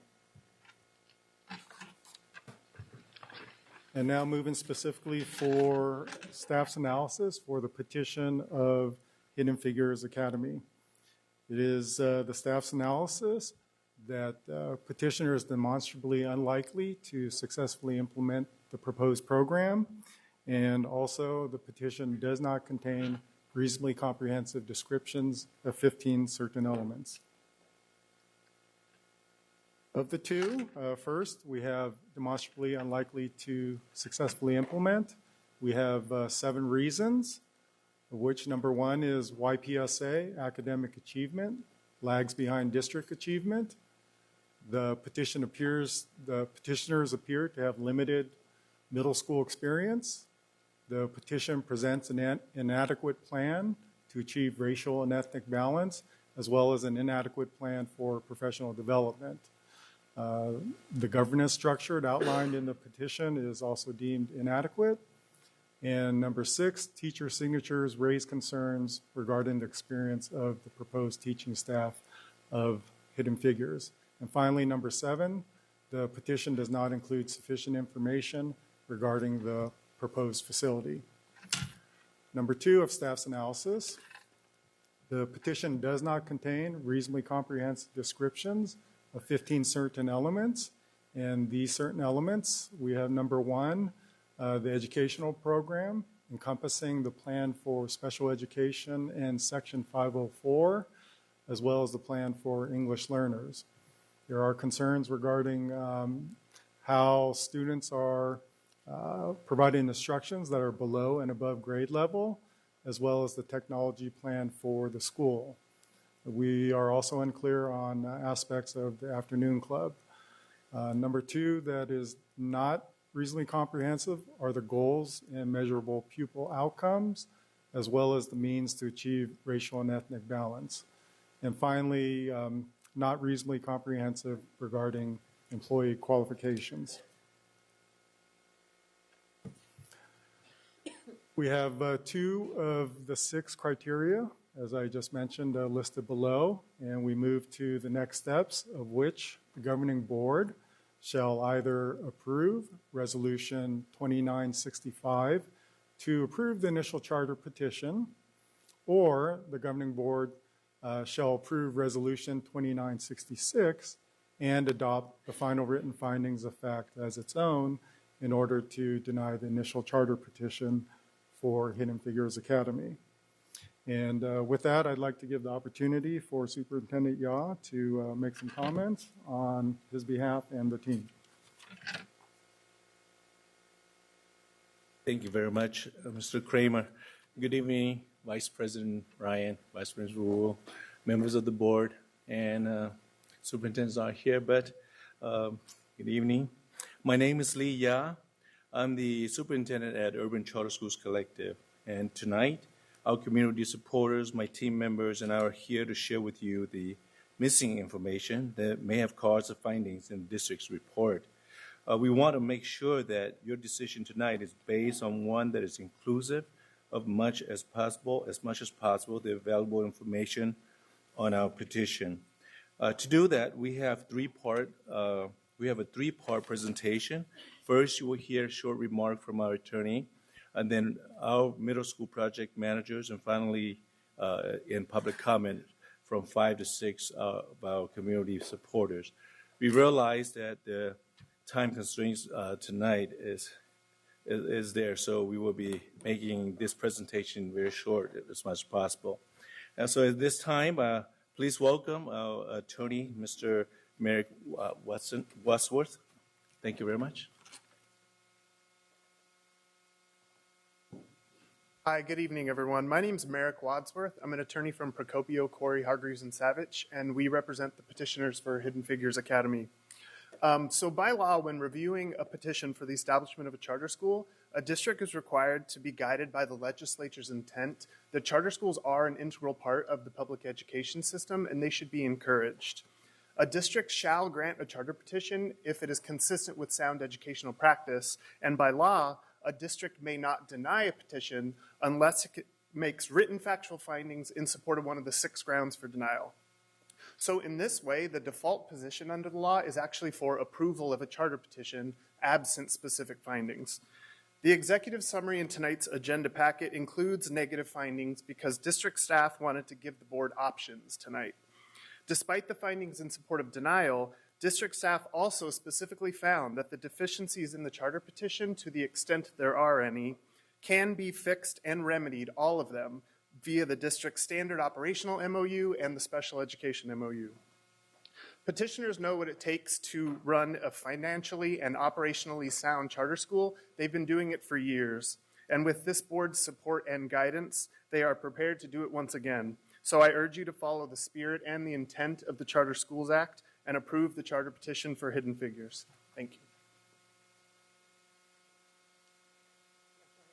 4 minutes and 6 seconds remaining. Well, 3 now. 3. Oh, 4. Thank you. My name is Dennis Ma. I know many of you, some I don't meet personally, but nice to meet you. The The most important thing about renewing a charter, like I've been in a couple of years, is academic achievement. The second most important thing is it's financially sound. We're very pleased that the staff did not find any findings that we have an unsound program for Hidden Figures. Let me cut to growth, academic growth. In the findings, the district staff looked at growth between 1 year, a very narrow view. We took a much broader view over 3 years, and this is what we found. As the district staff pointed out, we had one subgroup, Hispanic Latino, in ELA, did not improve over 1 year, but not also over 3, but all other groups did. Now, our African American subgroup had less than 30 valid scores. Unless there's 30 valid scores, then we have a non-numerically significant subgroup. So here in green is YPSA, ELA, one subgroup. Down here is math, growth. And the other thing I wanted to share with you in my limited time, in a comparison of K-6 schools, there's 38 district K schools, not K-6, not K-8, but just K-6. This is where Yabeshua lands. It's right at the median. So Yabeshua is doing a better job managing schools than the district's operation, traditional operation. We also have the district's K-6 based on SBAC. If we look at it closely, it's in your packet on page 4.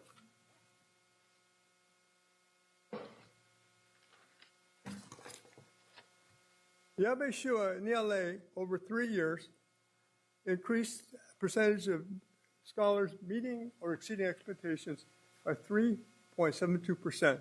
The district's K-6, 2.52.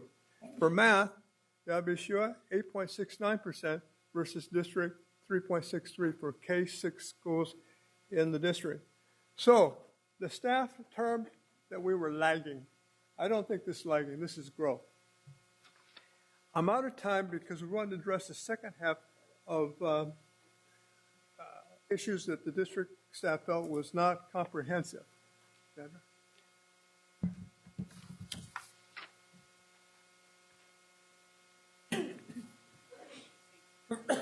Good evening, Vice President Ryan, Superintendent Aguilar, and board members. I know we are really short on time, and we really hope you'll give us the opportunity to address some of those concerns and really clarify some points for you based on that district's review. I would like to say that we believe that many of those things, it's just a matter of clearing up language, and that some critical points that are actually addressed in our charter were missed by that review.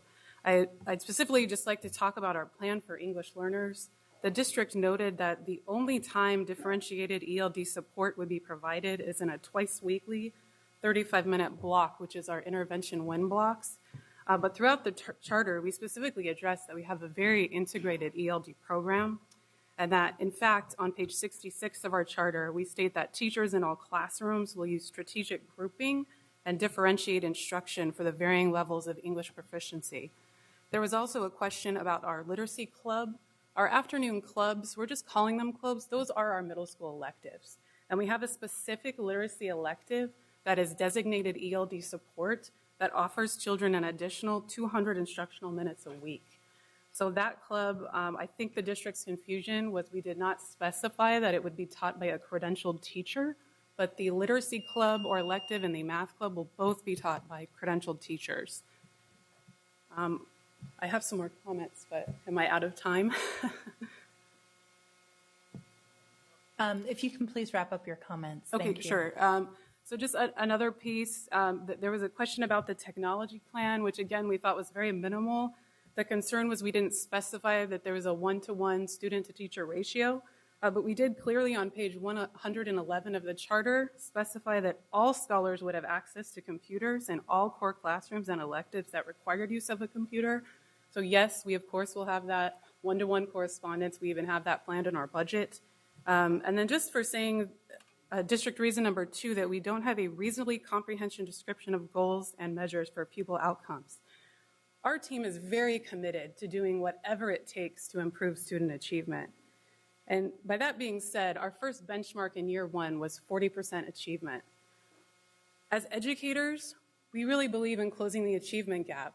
And to close the achievement gap, we weren't comfortable saying that one subgroup, we only expect them to perform at 30%, but another subgroup, their goal will be 35% or 40%. We wanted achievement for all the subgroups that our organization represents. And that is why we came out with that aggressive first-year goal of 40% for all scholars. In year two, we show a 5% growth, and then in year three, we jump to 10%. We know this is not the traditional method for calculating projections, but we are an innovative charter school, and we do represent some out-of-the-box thinking, but we are committed that we can achieve these goals with our very strong educational program. Thank you. Thank you. Do we have any public comment on this item? Yes, we do. There's 7 or 8. Sorry. Okay, if we have 7 or 8, we can keep it at 2 minutes each. Please do not exceed the 2 minutes each. If we end up having to go over, we will drop the remaining public comments to 1 minute each to fit within the 15-minute time frame. I'll call the first 5 folks. Lonnie DeWitt, Lori Massey, Cao Vu, Darlene Anderson, and Miles Miles.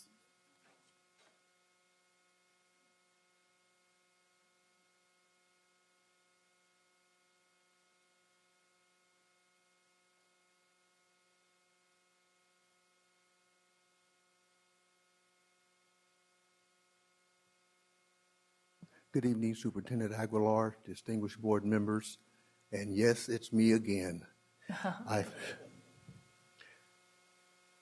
We owe our scholars the best educational environment in the city of Sacramento and the county of Sacramento.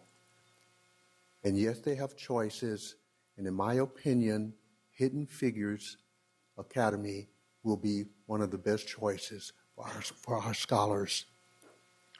It's very difficult to mention Hidden Figures without addressing its motto, Wapashire Academy, where we have an environment of zero tolerance, no bullying, no put downs, no name calling, no racial slurs. And I'm sure this will be the cornerstone of Hidden Figures Academy also. We have a lot of stakeholders. I'm a stakeholder as a grandparent. The community is a stakeholder, and yes, the board is a stakeholder. We are fortunate to also have the Urban Charter School Collective as a major stakeholder, where we have an all-star lineup of representatives, and I call them LOM, Laura Allison and President Miles. And we are very fortunate for them. We're very, very fortunate for this board to consider approving Hidden Figures Academy, approving our petition. Thank you very much. And sir, will you please state your name for the record? It's Lonnie DeWitt. Thank you. And please vote yes, unless you want to see my ugly face up here again. Thank you.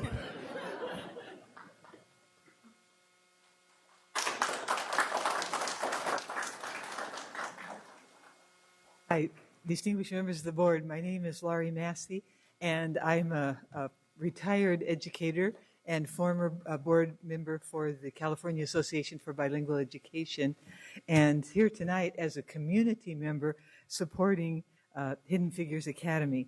I've had an opportunity to see on numerous occasions the excellent work that's being done right now by the teachers and scholars at YPSA, and would love to see these folks have the opportunity to continue and expand that achievement at the middle school level. Hidden Figures Academy will be a good force for the community, and I urge you to support them and to vote yes for these students. Thank you very much.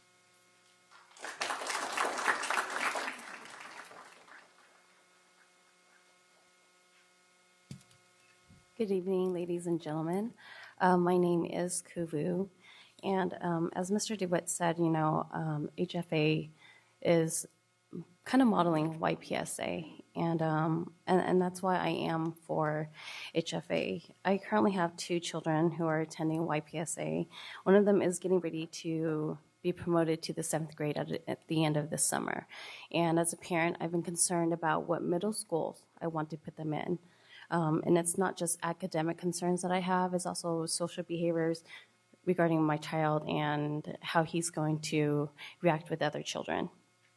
That being said, I know that change is scary. He's very excited to be promoted, so am I.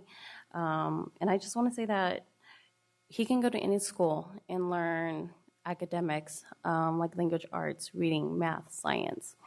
But there are not many schools that are going to teach life skills. Currently, for example, at YPSA, they're learning about integrity, truthfulness, friendship,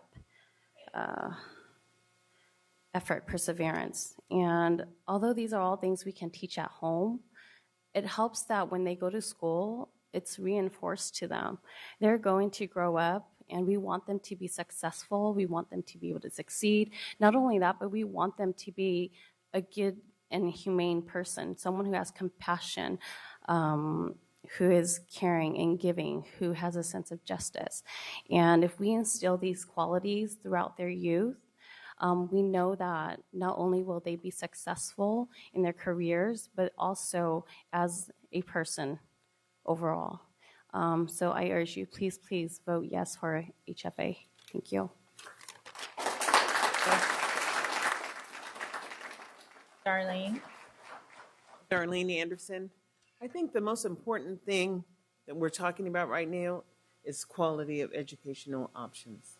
When I fought 2 years at a district school for 2 children who were twins, and the whole time that fight was in special ed and was about if they had a right to get the additional services.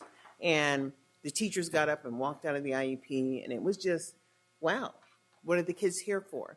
When we moved them to Yapan, the kids are saying they love where they are. What a change. The reality is that you need to be where you're loved and cared about. You need to be where you can make success.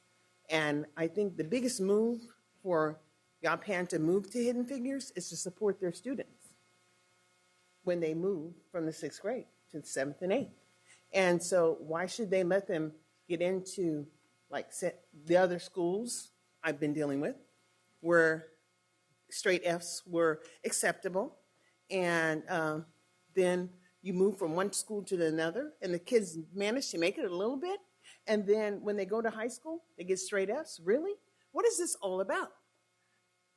Fs for your first year at 9th grade. Why do children deserve failures of a public service? What are we really talking about here? And so if Yapan wants to move to Hidden Figures and create a program to sustain their students, why not? We should be encouraging success of our children, regardless of who has them. But if the district wants to regain and keep these students, then they should feel loved. They shouldn't feel like they're going to get Fs or they're going to fail. They shouldn't feel like suicide is an option, but it is. So for so many students, we need to be responsible. So we need to create places where we have an expectation of success. And this is what this is all about. And I urge you to vote yes.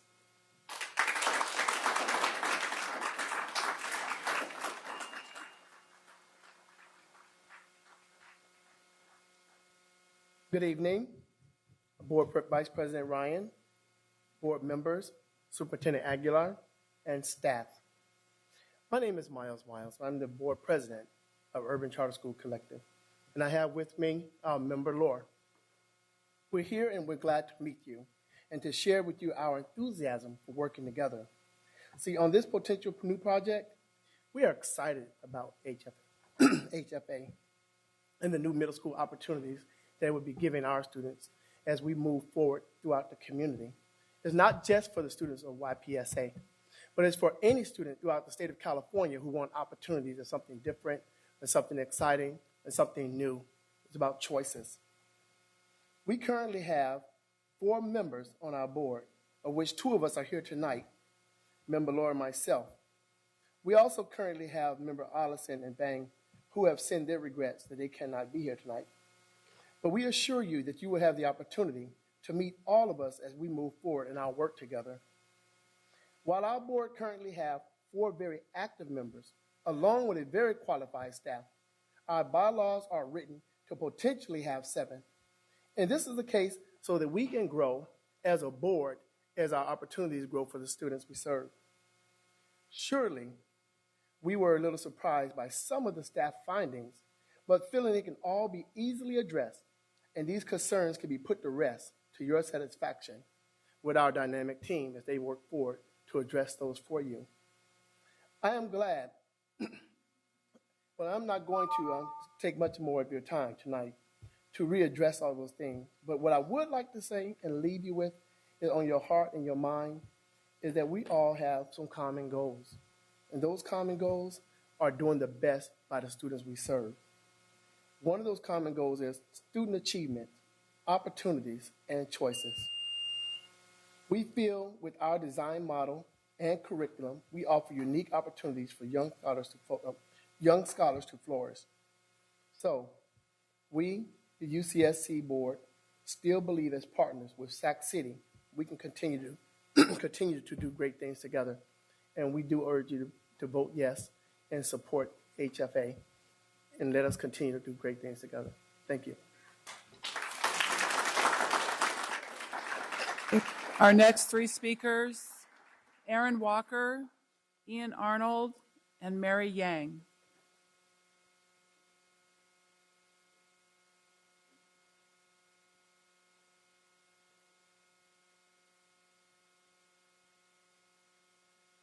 Hello, good evening. My name is Erin Walker, and I'm coming as representative of the parents. I do have a personal story of what has happened looking for a middle school for my child that's come from YPS Academy. My son Darius has been with YPS since kindergarten, and I'm very, very excited at what they've instilled in my son, the values that he has as a scholar, as a person in society, and as a man. A growing man, I'll say. But what has happened is I haven't been able to find anywhere for him to go. The last time we were here, I was having an issue with his schooling, and since then I've had to take him out of that school in order to possibly do homeschooling because of the environment. I know that we talk a lot about the education and the curriculum, but what happens with the children who are on top of that, that don't have behavior problems or things like that? To take him from an environment and uproot him from a safe environment, an environment that he can flourish and thrive and do the best that he can, to put him somewhere where the hardest thing is not a test, but whether or not to accept drug deals or advances from students of the same sex, things of that nature that is just out of my control. I understand I can't control what children say and what they speak of in this transitional time, but as a parent, I should be able to control the environment in which they are transitioning into. And so I really, really am an advocate because they all believe in my child. I definitely believe in what they have going for with their schooling. And from 6th grade, these children really need somewhere to go, and not just YPS kids, but kids all over. They should have an opportunity to be somewhere where they can focus solely on their education and not their status in society per se with the children right then. So thank you.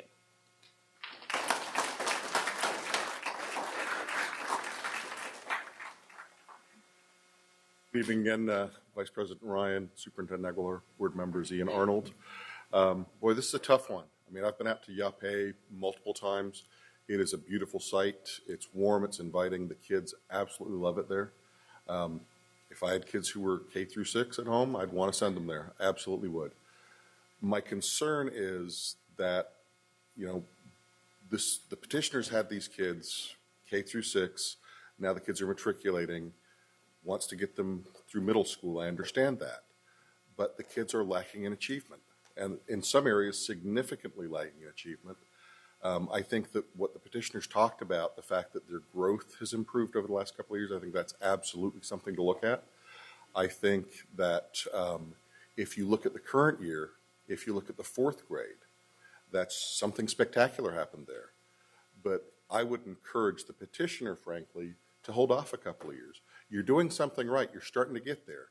You've done something clearly has been going correctly in fourth grade, whether it's just one brilliant teacher or some new methods. But I think rather than move ahead with the middle school right now, double down on what you're doing at Yape. Get those kids at Yape so they're graduating or matriculating at the highest possible level, and then continue that into your next venture. I think you're almost there. I really do. I think you're almost there. And I think whatever you started doing the last couple of years is the right thing. But you know, let's not start matriculating those kids who are lacking in achievement and then continue through that same process. Let's figure out how to get them there first and then continue on. Thanks. Thank you, Mr. Arnold. And our final public comment. One more. Oh, okay. Two more.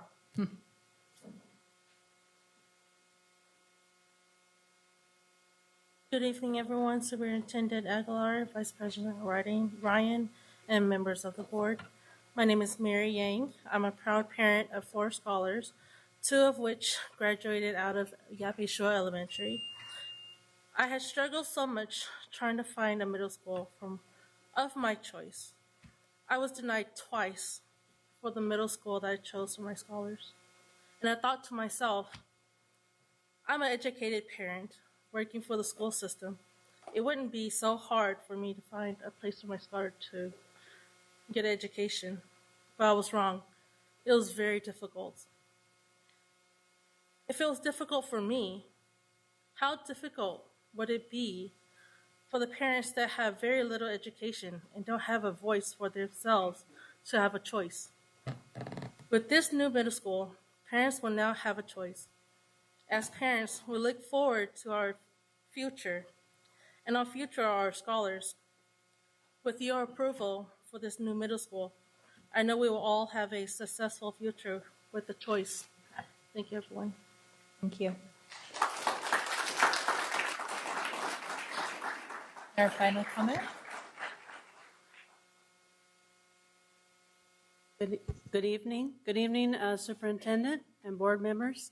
My name is Lisa Romero. I'm one of the current founders of NJB, New Joseph Bonheim Community Charter School.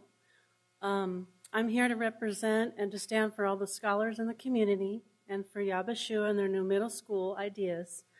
I'd just like to point out that, like we're talking about tonight, it's all about the kids. It's all about the children, the education.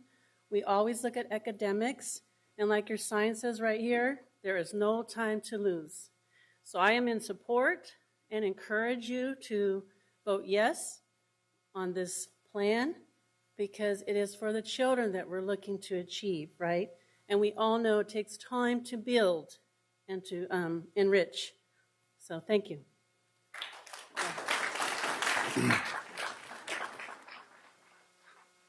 Good evening, President Aguilar and board members. I just have a personal story regarding, my name is Arthur Aleman, and currently I'm the president of the steering committee at the New Joseph Bonheim, which is the governing board of the school. Not an advisory board, but the governing board. I have a personal story with Dr. Mou here. I remember when we were trying to get the school off the ground after it had been shut down. We were struggling at the time trying to put it together, and we got the community. We had the community backing us up, but we didn't have no one to really go forth and put something together that we could go forward with. But along came Dr. Mou, and he put a plan together for this school. And as we went forth with this, I remember him encouraging us, empowering the community to go forth. And now that we have, we're on our 4th year at New Joseph Bonheim, and we have tremendous growth. We have one of the highest growths, academic growths in the district. And because of his encouragement and his direction, I know that NJB is going to be successful, just like YPSA has been successful and the rest of the schools has been involved with. And I encourage you to vote yes, and let's go with it. Amen. Thank you. And we have one more late public comment. We're going to keep that public comment to 1 minute.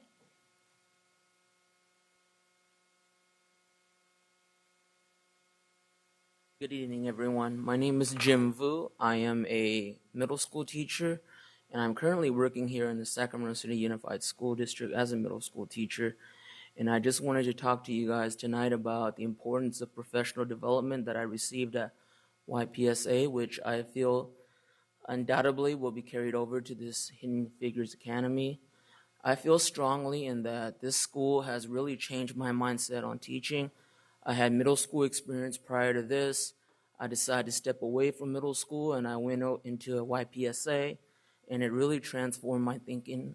So I think the most important thing that it provided for me was just the experience of developing me as a professional and making sure that I was ready to teach no matter where I went. So as a current middle school teacher right now, I have no doubt that Hidden Figures Academy will provide adequate support for teachers and training them to become the best teachers for our scholars. Thank you.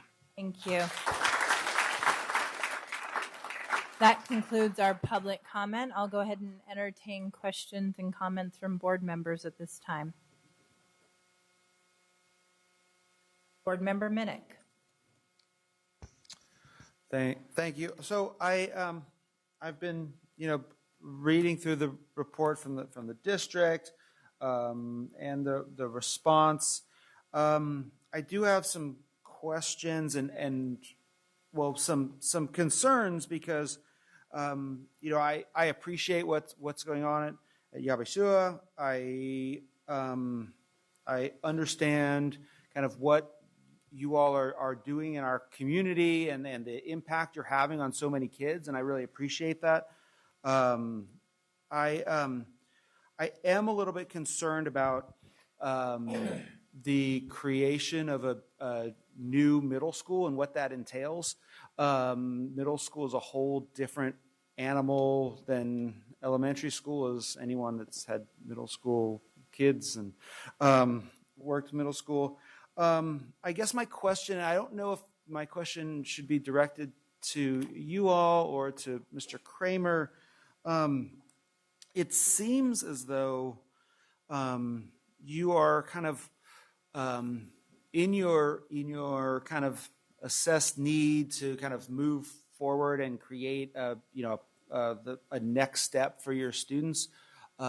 It seems like it would be more appropriate to be looking at options in terms of expanding to a K-8 model. And so I guess my question, whether it be for Mr. Kramer, if that's a different process, or maybe to Dr. Marr and Dr. Yang, why you've chosen to look at an entirely new school at a different location, when what I'm hearing from folks is that they love that environment at that school and want to continue that. And I've talked to a couple parents that have reached out to me.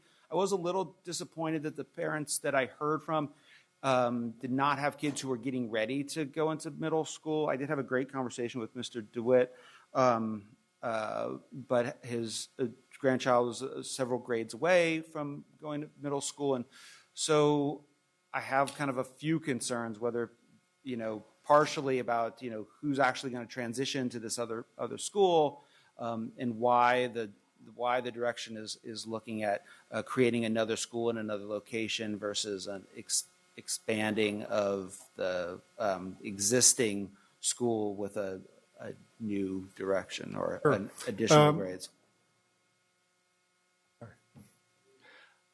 As you know, Yabeshua, they are a K-6 school, and I would say probably about 8 to 9 months ago, there was discussions regarding expanding at their current site. We had our chief facilities officer at the site, along with former Superintendent Bonda, to look at expansion possibilities at their current site. And in order to expand grade levels, the mechanism would have been through a material revision, and that material revision would have had to have been approved by the board. And so they have shifted from that to rather than expanding, moving to a whole new middle school. I'm sorry, can you explain what a material revision is? There is the charter petition, or there is the charter that governs what the charter has committed to and what the board has approved. And anything that is of substance that differs than what is in the actual petition has to go through a material revision process. If it's substantial, it looks very similar to almost a mini petition in that there is a public hearing involved and also board action. If it is substantive but not of a major level, upon conferring with Lozano Smith, we do have some latitude to simplify that process and make it a little bit more streamlined. Okay. Our next question. Okay. Yes, we'd like to address your question. Both of us would like to. You heard the saying, seeing is believing, but really is believing is seeing. And what we're trying to do is create a new school, not a K-8. You saw the scores at Yabeshua earlier. They're low. They could be better, a lot better. And as you looked at design, I'm not sure if the readers saw the design. It says 225 kids. First year, 150. The ratio of principal to teachers that first year is 1 to 6. Second year, when it's full capacity, 1 to 9. It's a new way of supporting teachers. There was a concern, reason number 2, that we weren't able to run the school is lack of middle school experience. Right now on our board, we have 38 years of middle school experience, 38. The board is changing. Our board president said that we're changing to adopt, create a school for all kids. The school is not only for Yabeshua kids matriculated, but for all kids. We want to create a model of what middle school should be like for all kids. Now, the concern in the executive summary would be so many Yabeshua kids would matriculate, there would be any room, only 10 slots left.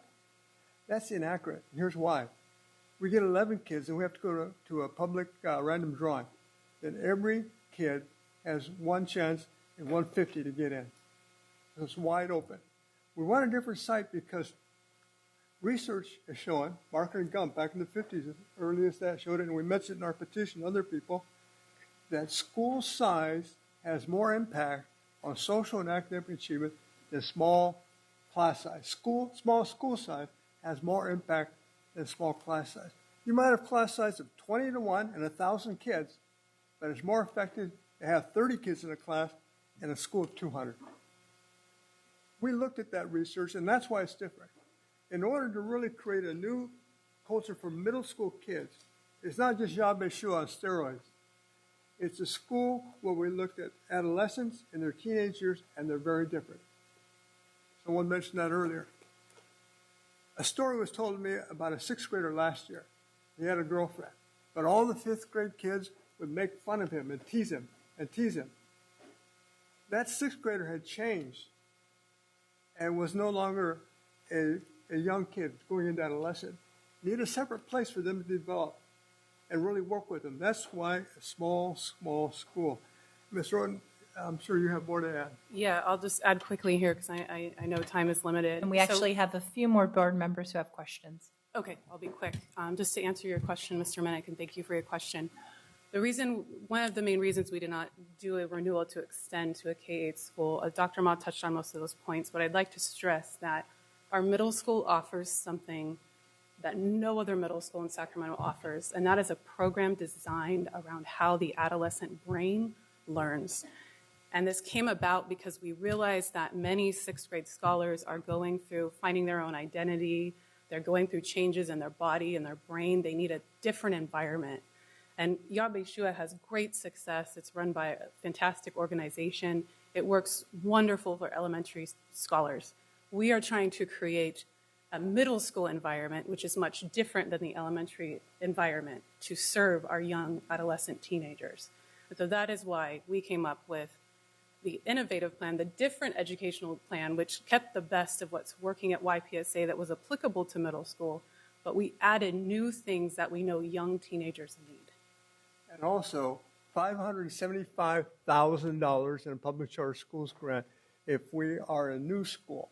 That'll buy a lot of test tubes, robots, and science hands-on materials. Thank you. We're going to go to Board Member Cochran, followed by Board Member Wu. Thank you, Acting President Ryan. I respectfully request a roll call vote on this. Okay, thank you. Duly noted. Board Member Wu. Thank you, Vice President Ryan. I think that, first of all, Dr. Mou, thank you for your presentation. I did hear you to say that the two important factors when contemplating a renewal are academics and budget. This is not a renewal. This is a new application. So I have, I think, because I've been on the YPS campus, that I think that the wherewithal exists to create a middle school program so that the kids at YPS can continue on with their growth. What I do have concerns with is your choice of location. So I'm going to ask you whether or not this is an all or nothing application. In other words, is it a 6 to 8 middle school charter can be bifurcated from the request to place it on the New Tech High School campus? Yesterday, November 1st, was the deadline to submit a Prop 39 request for facilities from the district. And we stated clearly that we didn't need to be at New Tech High School to co-locate. Somewhere in the vicinity nearby a vacant school such as CP Huntington. We are open to discussing location. We are not wed to that. We thought we were doing a favor for New Tech High because we like the students and the people, and my college roommate's son teaches there and other things like that. We wanted to help the district keep it open. If that's the district's plan to keep New Tech High, we can be at another location and still steer kids there. Ms. Roten has been talking to Principal Durham and bringing parents over to New Tech and giving tours so they can see what it's like. So I think we don't necessarily have to be located on New Tech High campus in order to still have kids directed toward New Tech. So in the if the vote is taken tonight to authorize 6 through 8 middle, that New Tech High is not the venue, where would you locate? Under Prop 39, it's a process where the district and the charter school negotiate facilities if they're available. I believe CP Huntington is a vacant facility without future plans at this time. I'm not sure, but we'll go through that process. If that doesn't work, other option is to rent a facility and use SB 740 to be reimbursed for using a facility. So we've been looking for a place. Okay, thank you. Welcome. We now have comments and questions from Board Member Vang, followed by Board Member Pritchett.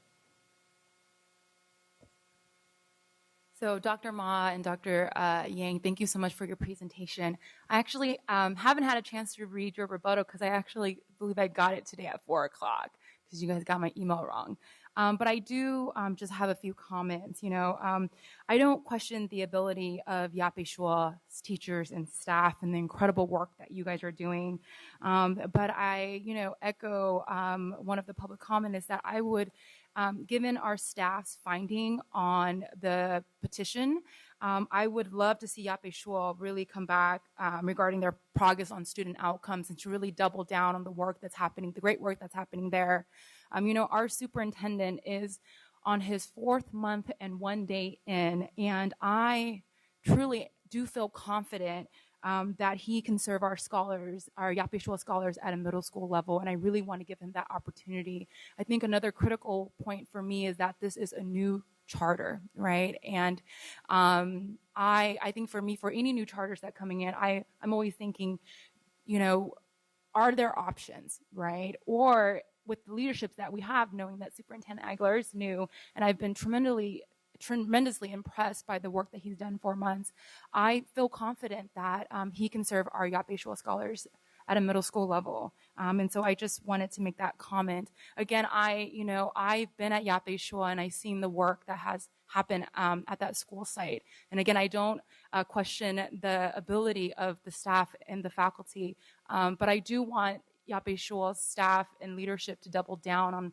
on what's happening, because I am a little concerned regarding the stats, student outcomes for our EL students. And so I actually look forward when Yape Shua comes back for renewal on the kind of progress that they've been able to make on outcomes. Thank you, Board Member Vang. And we have another comment from Board Member Pritchett. Thank you. I just want to say that I've been a supporter of School of Choice, and I respect the work that you do, Dr. Ma. I know I worked with you very closely with New Joseph Bonheim, and I sat with you for quite a few hours in coffee shops and to talk about what the curriculum looked like and so forth. I feel like you need more time on this proposal, and I don't feel like now is the time to move forward with this. I want to see it succeed if you move forward, and I don't feel like that time is now. I feel like with the data that we've gotten from YPS, that you are lacking in achievement, and you've made that comment. You know that is happening. I would like to see you focus on what's happening there right now, make that succeed, and then come back to us in a couple years, and then think about moving or opening up a 7/8. I think that this needs more thought, and it needs more clarity for all of our students. And I would like to finish with a final comment. I think you know that I've been a huge proponent of Yampem Shua. I think that the work you're doing is amazing. And frankly, after seeing your students thrive, really had to ask myself if that might not be a good fit for one or both of my children. That being said, just because Yampem Shua has been successful at the elementary school level does not mean that it is ready to be expanded to a middle school program. And I take the establishment of a new charter very seriously. While I support charters as hubs of innovation, I also recognize that, as Board Member Vang and others have stated, we have an extraordinary new superintendent with an equity focus unlike anything we've seen before, and an imperative to meet the needs of each and every one of our students so that they can reach their full potential. And when I look at the overall data based on the new SBAC scores for Yampem Shua being 24.7% as opposed to the district average of close to 40% on ELA standards, 23.6% as opposed to the district average on math standards of almost 32%. There is room for approval even at the median levels. And so I would also echo the comments of Ian Arnold and others that we are very impressed by the model you offer now. We hope to see you continue to strengthen that model and demonstrate academic growth, and then come back to us.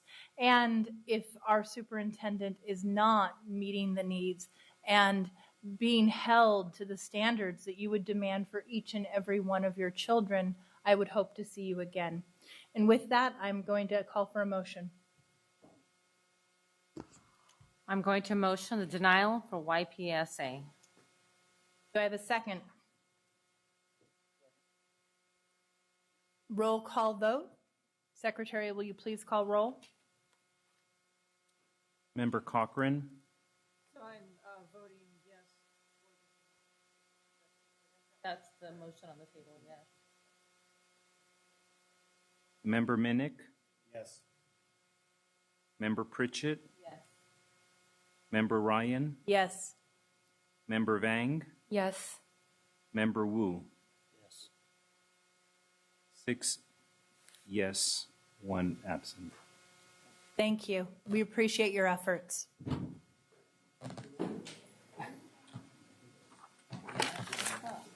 Moving on to our next item, item 8.3, fact-finding and negotiation updates. And I'll go ahead and give 2 minutes to our staff and community members who came out in support of Yampem Shua.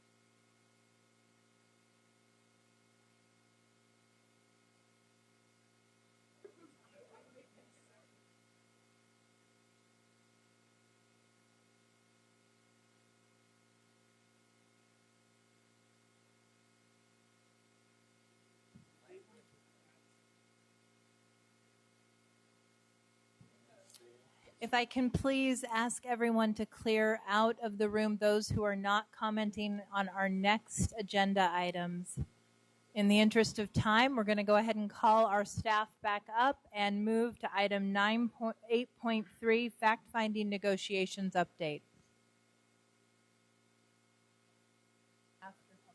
Good evening, Vice President Ryan, members of the board, Superintendent. We are here to talk to you about the fact-finding negotiations update, and I'd like to introduce Scott Holbrook, who is our chief negotiator and attorney with us, supporting us in this matter.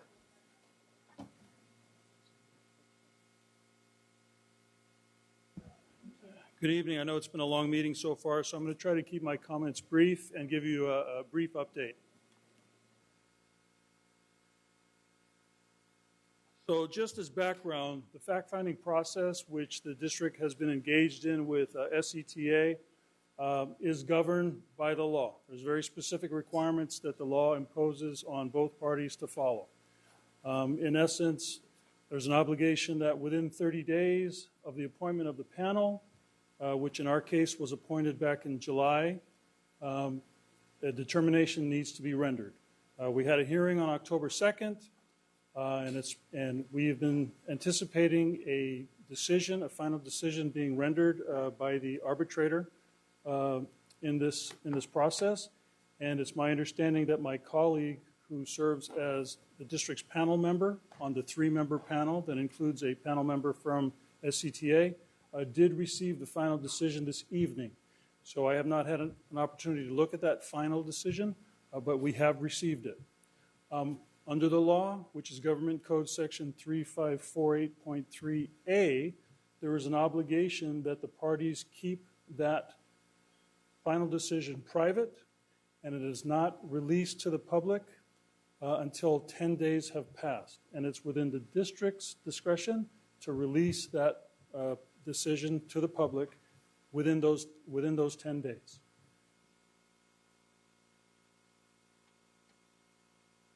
Just to give you some background about the fact finder that assisted the parties in the process, her name is Andrea Dooley. She is an attorney. She's an arbitrator on a state list of arbitrators that are approved by PERB, which is the agency that governs all negotiations under ERA. She is a former SEIU attorney. She is very familiar with this district. She assisted the district last year during the fact-finding process. She has advised, I should say, not the district, she assisted the parties in the fact-finding process last year. She's also assisted the parties and is serving as an arbitrator in several grievances involving SCTA and the district. So she is very familiar with the district, and I would also say that both the district and SCTA mutually selected her to assist us in this process.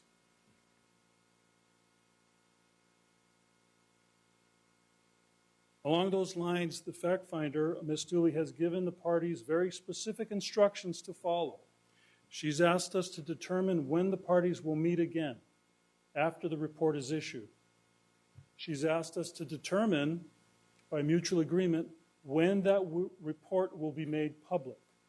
She's also reminded us that the statute is intended to encourage the parties, that they keep the report confidential until there is an opportunity to meet again to see if there's any potential for reaching an agreement.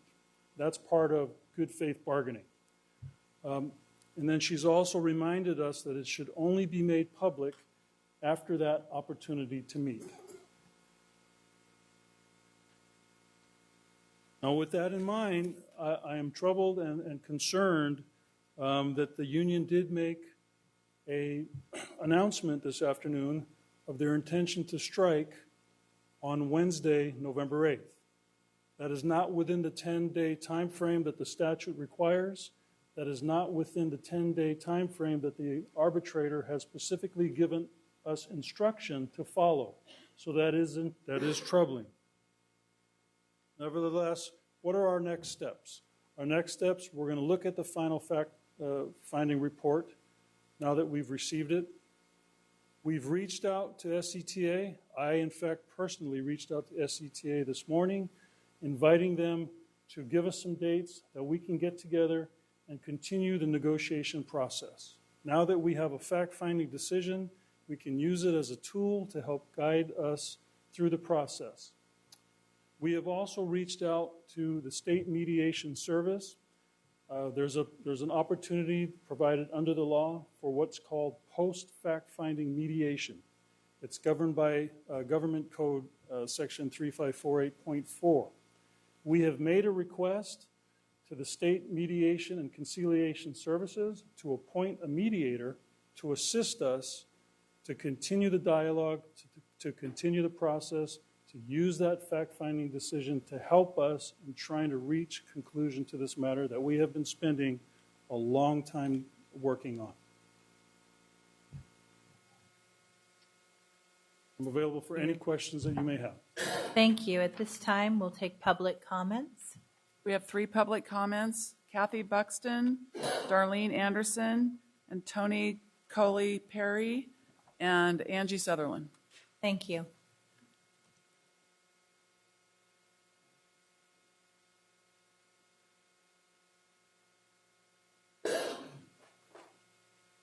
Surprised me how quickly that came up after the whole evening. Good evening, Superintendent Aguilar and members of the board. My name is Kathy Buxton, and I've been in this district as a teacher and a teacher librarian for 20 years. And I will retire in the next few years, and I want to see the next generation of committed teachers, the ones that care as passionately about our kids as I have, and I know many other people have. I have been so impressed in my career as I've worked in a number of different settings in Sac City that we have some awesome teachers. I mean, that's the great majority of our teachers are just incredible and really care deeply. And it kind of breaks my heart when I hear some of the the schools earlier this evening talking, because that's not the reality. The reality is that if we had smaller class sizes and we had some of the other things happening with that we could reach all those kids. It's heartbreaking that we can't reach everybody. And we're very passionate about our students and who we, and how we want to be there for them. And of course, my phone that had my notes on it decided to go out. It's okay. But anyway, what I wanted to say was, as far as I can tell, it's very reasonable what I know it's very reasonable what the union is asking for, particularly when we look at the kids' needs. I'm not, personally, I'm not as concerned about, for me, the finances. I'm concerned that we want new teachers to come to this district. I want to see our legacy continued. I don't want to see my 20 years of loving kids and teaching kids wasted. And I really am, someone who, it seems like the district has not, that you've had a high-priced attorney that's been negotiating instead of district people. I want to see that done differently. Superintendent Aguilar, I really hope that you can turn this around, because I haven't had any hope in superintendents since Jim Sweeney, and that was dashed. So please be different. Thank you very much. Thank you for your service.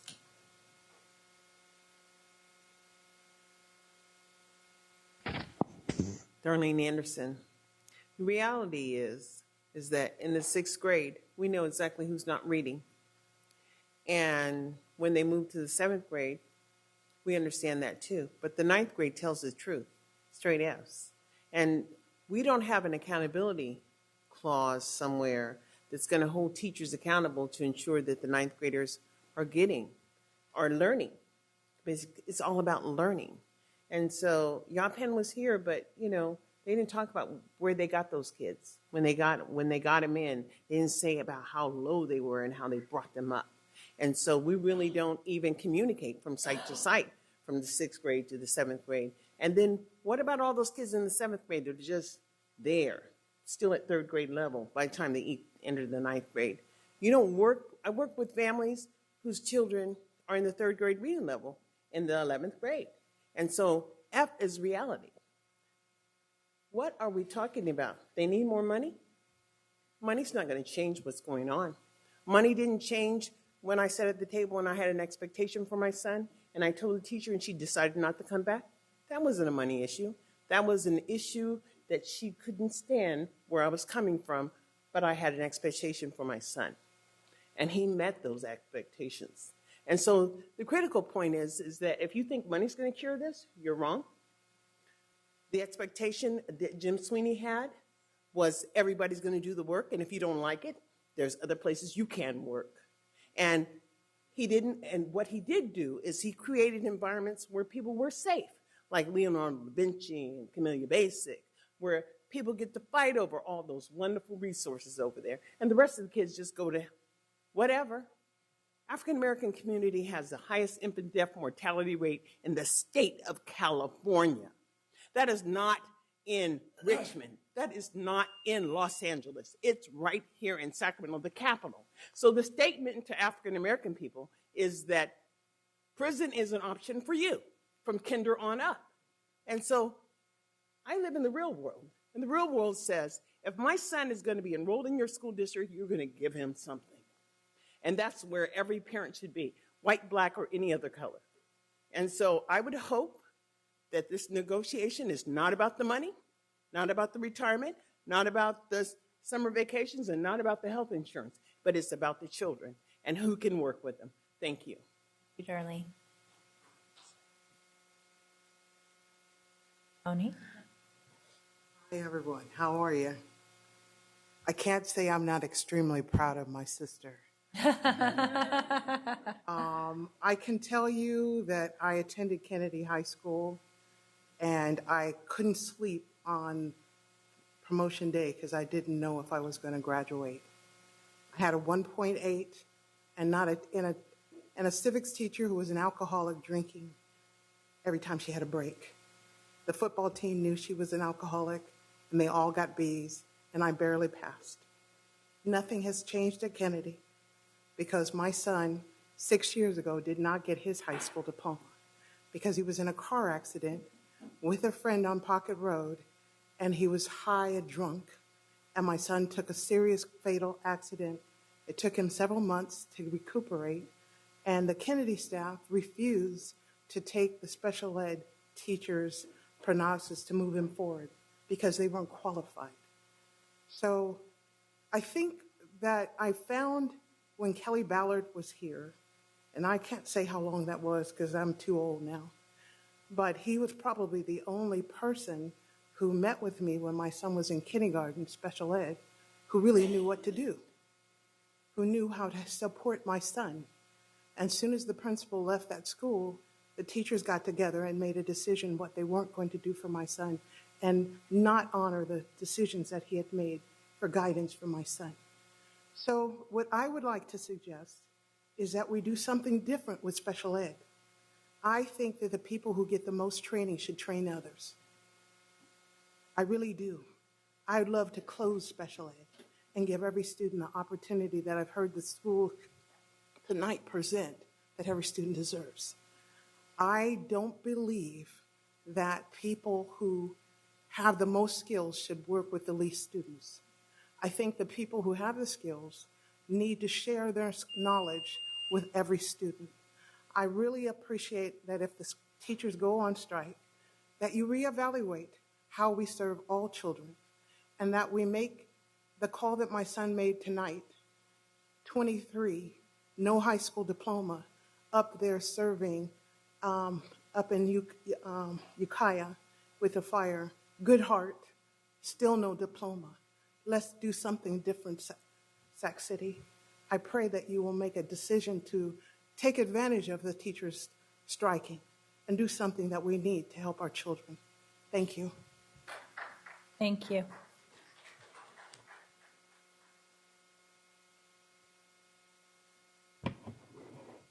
Hello, everyone. I'm Angie Sutherland. I'm a parent in this district, and I just want to say that my daughter's had some wonderful teachers in this district. Her teacher this year is amazing, but I am concerned about, I'm hoping that the fact-finding has revealed and called to attention the illegal Appendix D in the teacher's contract for special education student inclusion. It's been in the district for 20 plus years, and it has illegal language. It needs to come out, and I'm hoping and praying that that's going to happen, because it's in violation of the Individuals with Disability Education Act, the federal, also the ADA, Americans with Disability Act, and the Rehabilitation Act, Section 504. It sets the working and teaching conditions for students with disabilities, and it creates a culture and a climate of unwillingness to include students. So if I'm not sure why it's still in there and why it's taking so long. We discovered it 3 years ago on our community advisory committee, and we're shocked that it's still in there. So thank you. Thank you, Ms. Sutherland. Do we have any additional public comments? Okay. So at this time, we're going to take comments from board members. First, Board Member Pritchett. Thank you, Vice President Ryan. First, I wanted to thank the teacher that came to speak to us tonight. I should say that it is a little disheartening considering that we saw hundreds of people standing out in front of the Cerna Center tonight. I thought that maybe this room would be packed and that we could address all the teachers. But I do want to thank you for being here. This is a very important issue, and it's my hope that it is resolved before it affects our students and our families. I've been on this board for 5 years, and I've seen its ups and downs. In fact, my first year on the board, we laid off many employees, hundreds of employees. We removed programs, and we closed 7 schools. That was the most difficult year I have ever endured on this board. I saw firsthand how families were hurt in our neediest school sites. This is something that is that I would never want to see again in our district or any district. All of us on the board want to see the very best for our students, our teachers, and our staff. But what matters most is our students. I could not agree with what is being said more, that we need more arts, music, lower class sizes. I've had 2 children that have attended Sac City schools, all the way from preschool to graduation, and seen firsthand the needs of our district and have fought for it. I do feel that the statement that the superintendent put out last night is a good start, but we should not stop here. There's still work to be done, and I know that he's aware of it. We care about our students too. All of us on this dais care about our students too. I understand that, and we all want our teachers to be well compensated. We want to attract the very best teachers for our students. But we need to work together as a team and understand that we cannot burn through reserves for compensation. We need to live within our means. It's my hope that with the review of the fact-finding report, that we come together on common ground and find a solution together. I just, I want to just say that, it is the responsibility of all of us, and I don't want to ever have to relive what we had to go through 5 years ago. So once again, I just want to thank our teachers that are in our classrooms every day with our kids, and know that we all respect the work that you do. Thank you, Board Member Pritchett. Board Member Cochran. Thank you, and I would like to thank Ms. McCarn and Mr. Holbrook for giving some information about the fact-finding negotiations update. And I do have some questions for you specifically. So, Ms. McCarn, too. I want to ask some questions as if I really had no prior knowledge about what was going on here, other than we have a fact-finding. Both sides have seen it. And we know that the district, has reached out because they have had a mandate to continue negotiations, and I thank you very much for that. How did you reach out? I reached out electronically to SCTA, and we also sent a letter to electronically to the State Mediation Service for appointment of a mediator. Okay. And that's been the typical way that I've communicated with SCTA. Do you have phone numbers for them? I do. Okay. I don't set policy for the board, and I am an individual member, and that's all I am. But I think at this point, when things are at a point of heavy contention, every means should be used to continue the negotiations. I think that the teachers union will talk, and I think we need to talk, as we have been mandated, as soon as we can and as frequently as we can, even to the point of making a phone call tonight, even if it's just to say it's been a long day, I hope to meet tomorrow or talk tomorrow. This is an informal, casual way, a suggestion that is probably more pedestrian rather than professional, but everything is worth a try. I know that the teachers union is interested in having a resolution. We are not together yet on what that should be. I'd like to ask, again, as perhaps a pedestrian, who exactly is our negotiating team? Who talks to the union? That would be myself, Ms. McCarn. We've also had Mr. Castillo on our team, and our panel member, Jack Parham, has also assisted in our most recent rounds of negotiations. And for the teachers, who talks to you? And I know that there have been a couple variations in meetings, including multiple members coming in, but who are the primaries? I would say primarily Mr. John Borsos, their executive director, their president, David Fisher, and their vice president, Nikki, and I don't want to mispronounce her last name. Malevsky. Nikki Malevsky. All right. So as naive, perhaps, as it may seem, I do not see anything wrong with doing a further effort of outreach other than electronic mail, of making a personal phone call. It is really imperative that we do everything we can to have a solution. I cannot speak for the teachers union, but it is my understanding that healthcare is something that is very much causing costs in this district to rise exponentially. And there are models in districts, in neighboring districts, where unions have come to agreements about health care that have helped save costs for both the district, and teachers have been able to manage some increase in costs for health care.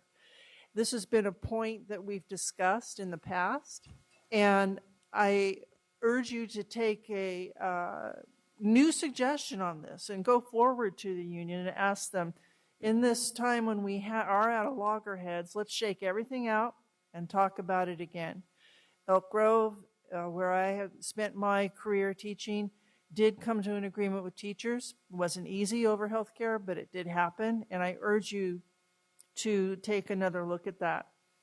This is a very important and a very serious time in this district.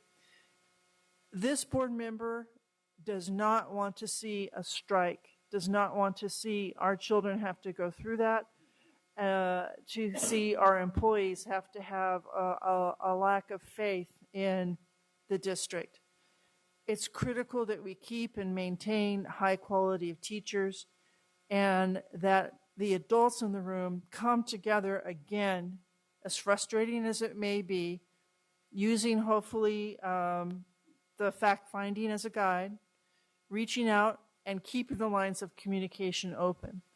I very much appreciate that you followed the direction to do that was given by the fact-finding process to reach out immediately, but I urge you to do it even more strongly. And I know that all of the members up here want a resolution to this, and we look forward to hearing from you even perhaps tomorrow, that meetings are going to continue with the teachers and that talking is not going to stop. Thank you. Thank you, Board Member Cochran. Board Member Wu. Thank you, Vice President Ryan. So I want to thank Ms. Buxton for coming forward, the one teacher that came before us today, and I'm thankful that she did. There are a number of other teachers who were outside today, but they didn't come in and address us, so I'm thankful for the one teacher that did. I am disappointed, though, that knowing what I know about the process and that at least 10 days must transpire before a strike can be called after the report is made public. And to my knowledge, the report has not been made public. And I count next Wednesday, if the potential strike is next Wednesday, is only 6 days from the time, and if it's issued tomorrow, it's only 5 days from the time it's issued, and that, I believe, is not bargaining in good faith. And so I hope that our party, and for our end, we continue to bargain in good faith. As my colleagues have, who have already spoken, we want to continue the effort of discussion with our labor partner, the teachers, but at the same time, we must respect the process, and I urge everybody to respect the process. Thank you. Thank you, Board Member Wu. Board Member Minnick. Thank you, Vice President Ryan. In the past couple weeks, I've had a lot of conversations with teachers, parents, and students. No surprise, we want a lot of the same things. We want arts, we want music, we want social and emotional support for all our kids. We want our kids to thrive in a healthy environment where adults are modeling how to treat each other with respect. I'm a parent. I know a lot of those teachers that were outside today are parents. We teach our kids to be honest and to keep our promises. We teach them not to make commitments that they can't keep. I refuse to back out of the promises that we've made, and I refuse to make new promises that we can't guarantee. I'm going to make sure that all our retirees and our soon-to-be retirees receive that compensation that they were promised. And I refuse to make any new promises that I don't believe we can afford. I'd rather have folks mad at me right now and know that they can be confident that they're going to get what they've been promised. And I feel confident about the proposal that has been made to SETA, but I'm also confident in this process. An objective panel has now weighed in on our proposal. If they find that there's something more we can do, then I'm going to take that very seriously, and I'm going to advocate that we make the necessary adjustments to make that happen. If the report suggests that we've offered what we can and that it's fair and a reasonable proposal, then I hope that SETA will and its members will give the report the same consideration. You know, we agree on way too many things to be at this point in the process.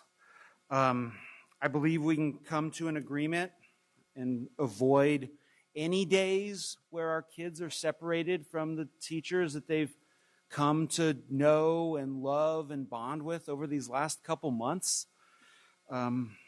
I'm trusting this process, and I hope that we can soon settle these disagreements and get back to focusing the work that we're here for, which is making sure our kids get the support that they need.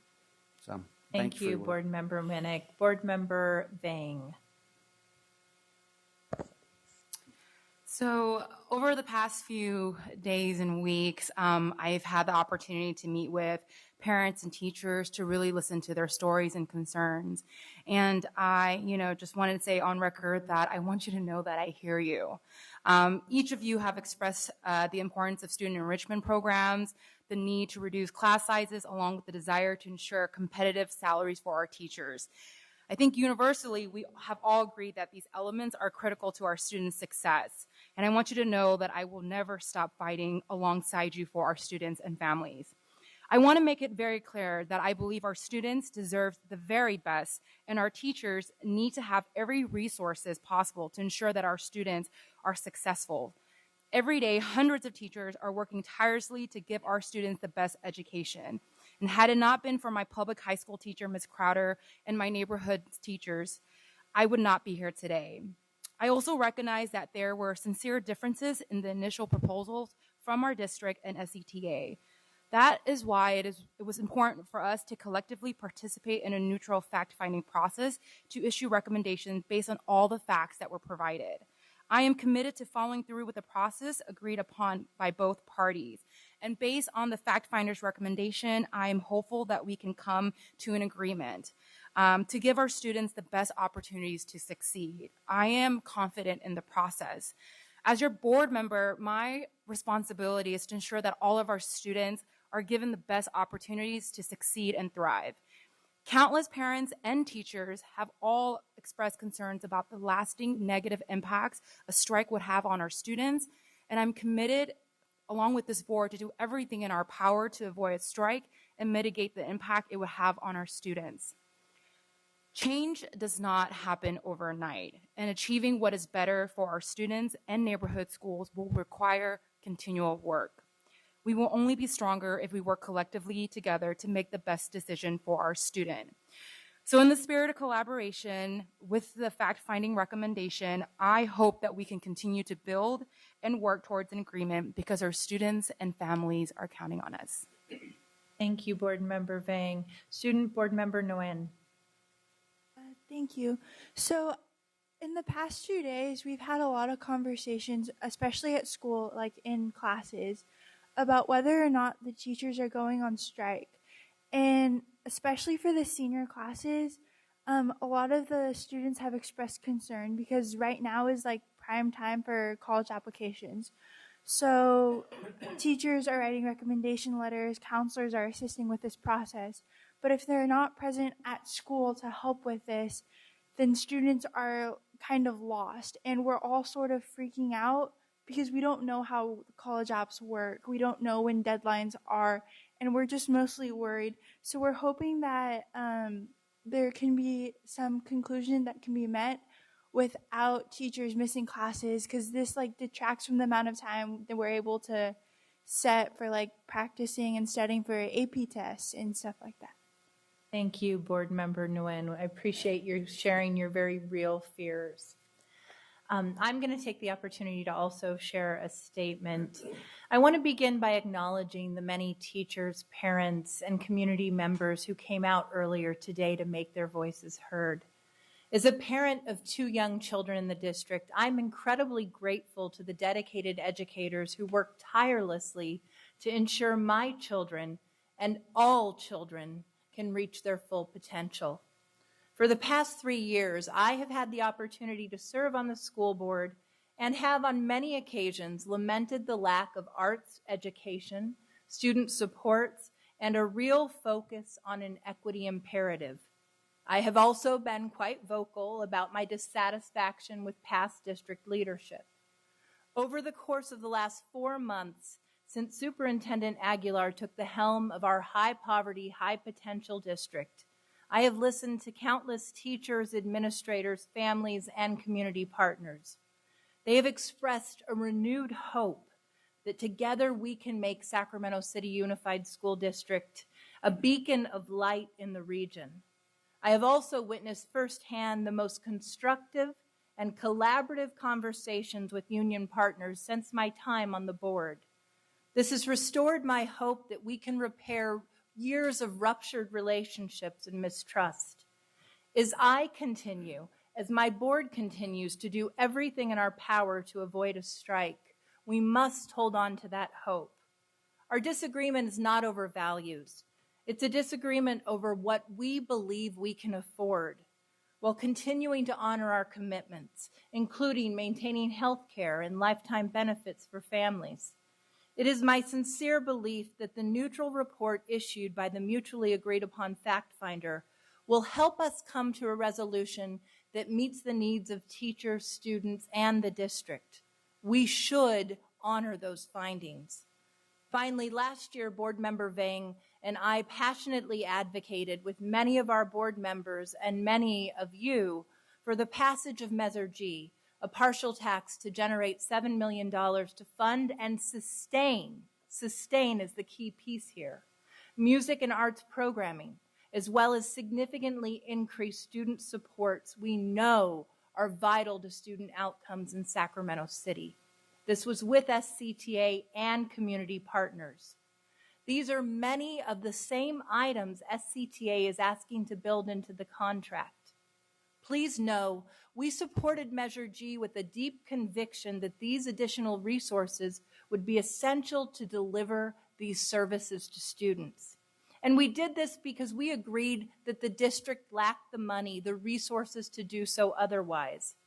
It was not long ago that many of us sat in this room faced with budget cuts and school closures, much of which had a devastating impact on our district, and in fact, in many ways, left a sense of hopelessness in my own community of Oak Park. Personally, I grappled with the decision to pursue a parcel tax, as at the time my mother was in hospice with terminal cancer. Ultimately, I sacrificed precious time with my family because I desperately wanted to secure these important resources for students. I believed that we needed to do what was right. And believe me, if I thought the district had the money to be able to offer these services without a parcel tax, I wouldn't have sacrificed that time with my family. I stand ready today, and I will continue to work in partnership with community partners, SCTA, and our families to do this again. These are difficult conversations, but conversations that I am committed to having because we must arrive at a contract that serves teachers, students, and is sustainable. Our students deserve nothing less. So with that, we're going to move on to item 9.0, our consent agenda. Thank you.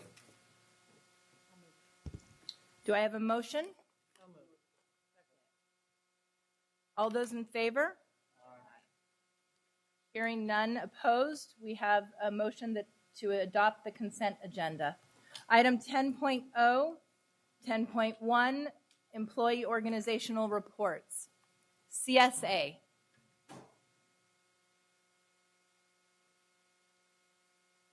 SCTA. SCIU. Hi, Ian. Is there something I don't know? Okay, well, good evening again. Vice President Ryan, Superintendent Aguilar, board members. Ian Arnold representing SEIU classified employees. I guess our report's pretty simple and straightforward. We continue to meet on a regular basis with the HR folks on a number of issues. We disagree on many things, but I think for the most part our disagreements are pretty honest. When we find a place to work things out, I think we've been able to do so. We're also been meeting with the superintendent, and we have found those meetings to be helpful. There are probably going to be a couple of items that we can't figure out with HR that we bring to the superintendent, but I think for the most part we're doing quite well. Now, the big thing, obviously, is our contract negotiations. You know, I mean, hundreds of our members were laid off a few years ago. Wages were frozen for several years, and then we had furlough days. People lost their homes. People's marriages broke up. They're still not made whole from that. That said, as we've been going through this year's contract negotiations, our biggest struggles have not been around economic issues. We think we're actually pretty close. And we have been able to work out, for the most part, the toughest issues. And I think there are folks on both sides of the table who feel like we gave up too much. And again, I think sometimes the district folks feels like they gave up too much. and sometimes our folks feel like we gave up too much. We're working, again, together to try to reach an agreement as quickly as possible. Frankly, we had hoped to meet today, but we actually reached out to the HR staff given all the other things that are going on and suggested that you might not want to meet. But again, I think we're pretty happy with the way things are going, and as they continue to go well, we will report that back, just as we will be the first ones to come up here and tell you when we think things are going badly. Thanks.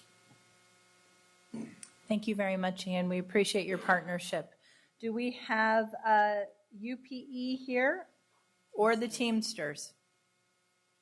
We do not. So moving on to district parent advisory committees, do we have this community advisory committee? I know many of us just attended your meeting. Yes, I'm Angie Sutherland, and I'm a member of the Community Advisory Committee. And just wanted to highlight some of our recent events that we've had and what we have upcoming. So during the month of October, we were really busy. We were really honored to join the Down Syndrome Info Alliance at their annual Step Up for Down Syndrome walk at William Lamb Park. And there were families from our district as well as all over California that came to this walk. And we were able to connect with parents and provide resources. Two of our children also walked around and had people sign the disability history pledge that the district posted in October. So I wanted to also say thank you to the district for continuing the talk around disability history and putting that pledge out there for our community.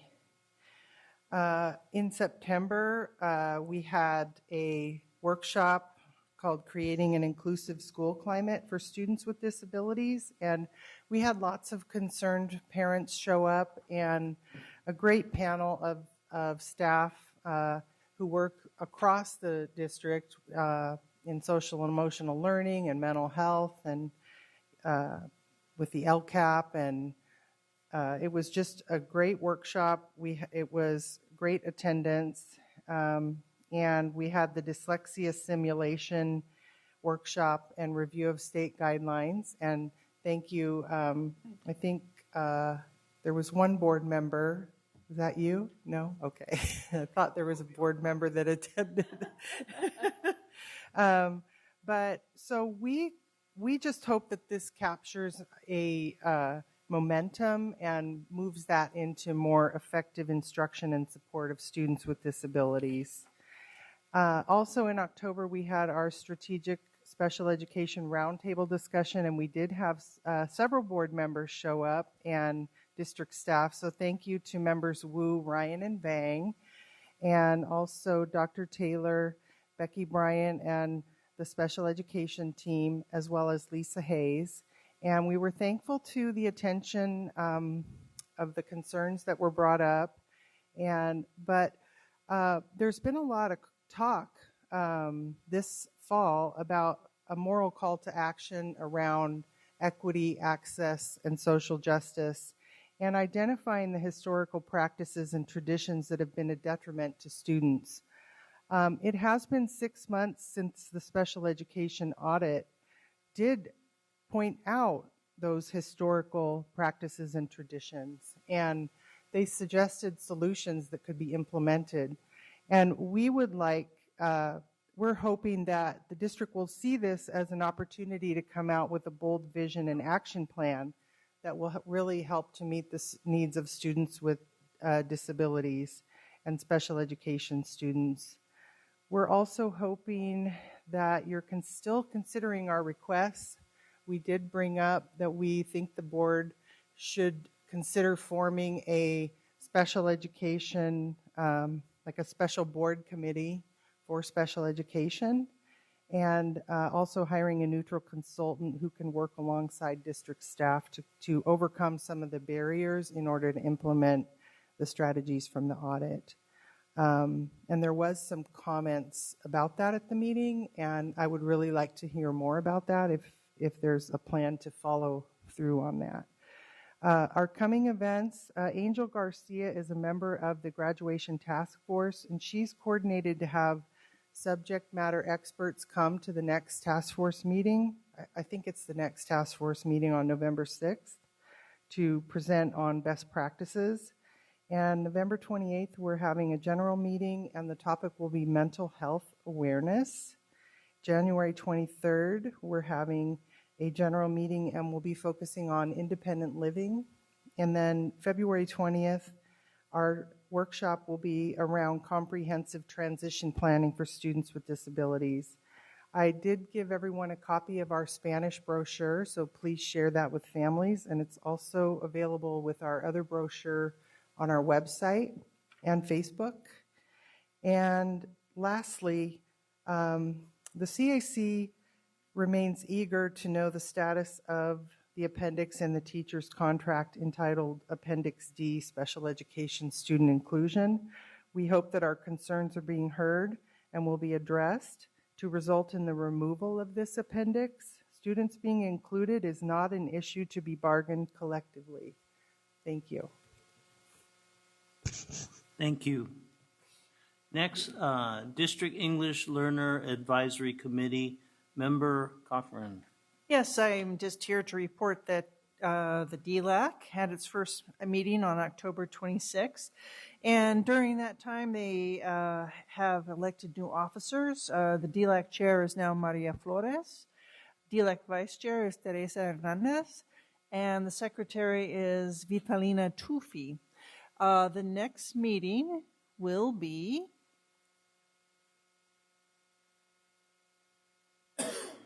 on December 14th, 5:30 to 7:30 in the Cerna Center in the community rooms. And we look forward to your attendance. Thank you. Thank you, Member Cochran. Local Control Accountability Plan Parent Advisory Committee.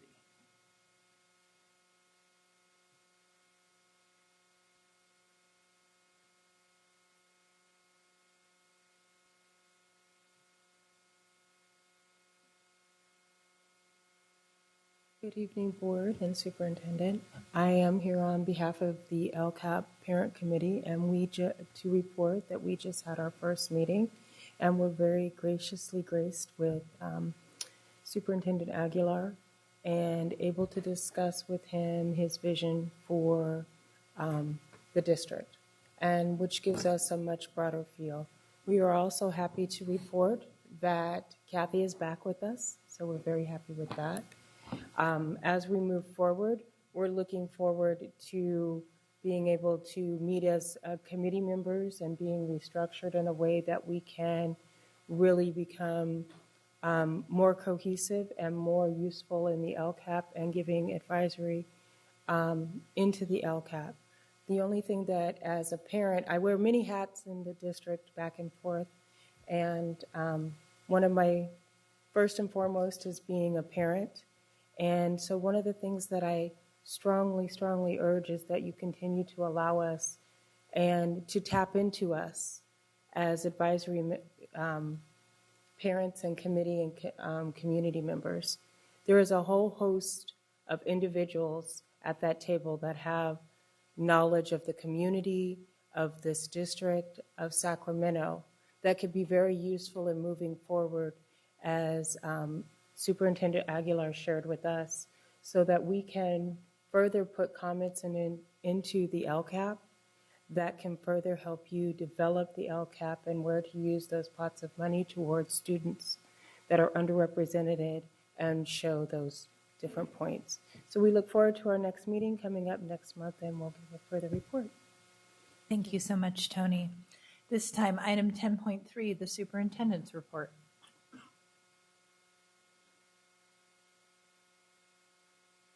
Thank you, Vice President Ryan. Good evening to everyone. Several board members have mentioned that I've now had the honor of being your superintendent for just over 4 months now. And in those 4 months, I've been able to see things both as an employee of Sac City, but also as a member of this wonderful community and this wonderful city. Our 4 children also attend Sac City Unified Schools, and my wife and I have both gotten to meet many parents and other community members since we've moved here. And since then, I've seen firsthand some of the needs that all of our students have as a new community member coming into the city of Sacramento. And I've also had the opportunity to visit many of our schools. And while there's plenty to be proud of at every one of those schools, I'm not satisfied leading a system that allows children to be without programs that enrich and enhance their educational experience and that are critical to their overall academic success. That's why yesterday I announced outside the budget process outside the budget process timeline, a proposal to the board's budget committee to invest one-time funds to expand arts, sports, summer, health, and social emotional programs for our students. These one-time funds would allow us to invest in the arts for all students in grades K through 6. I also propose to launch a boys and girls elementary sports program in grades 3 through 6. This investment would fulfill our commitment to invest in our students in both equity and to advance equality for all as well.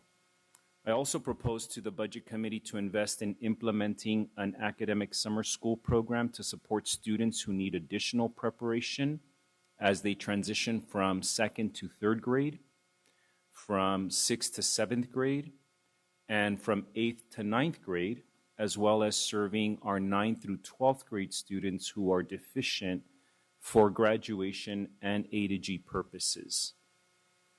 Now, unlike traditional summer school programs, we would automatically enroll students in our summer school effort, and we would give our parents and guardians the opportunity to opt out of the opportunity. Otherwise, we do expect to see our students spend their summer with us, advancing and improving their academic skills in Sac City.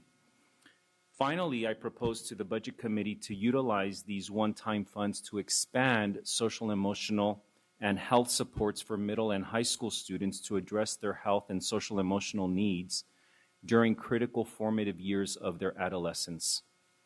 In total, I propose to the board's Budget Committee to invest a modest $4.6 million in supplemental supports our students need to be successful. Unfortunately, our current financial condition does not afford us the ability to serve all grade levels in our summer school program. Again, this is for 2nd through 3rd grade, 6th to 7th, 8th to 9th. So these are critical transition years, as well as 9 through 12 for those students that are deficient for graduation and A to G purposes. Nor can we afford to offer a comprehensive music program as part of this proposal. This just includes arts instruction. The elementary sports program that I propose to the Budget Committee would only include 2 sports, soccer and basketball, because we can't afford more than that. I wish we could, of course, offer more sports, more arts, more summer programs, and other services. But no matter how much I have tried over the past 4 months dissecting our current budget, I did not feel, and nor do I feel, given my fiduciary duty as an employee of this Board of Education, to propose any amount over that modest $4.6 million. Why is this? Well, simply said, from what I have been able to dissect in this budget, I know that 30 years ago a promise was made to our teacher retirees that we would provide lifetime medical benefits after the kind of service that we have heard many of our teachers provide to our students. Today, because of that promise, we have been reminded year after year, and I just received my first letter from Superintendent Dave Gordon who obviously has to oversee our budget, that we currently owe $621 million to fulfill this promise that was made to our retirees who taught with us. And just like a credit card or a mortgage, we have to pay that bill before our debt continues to grow, which would further place our entire district at risk of default or state takeover. Based on that $621 million debt, Sac City should be making annual payments in the amount of $54 million per year over the next 30 years. Again, as I have dissected the budget and have requested this information from our budget office, we paid $25 million toward that $54 million payment last year. The previous year, we paid $9 million, not 54.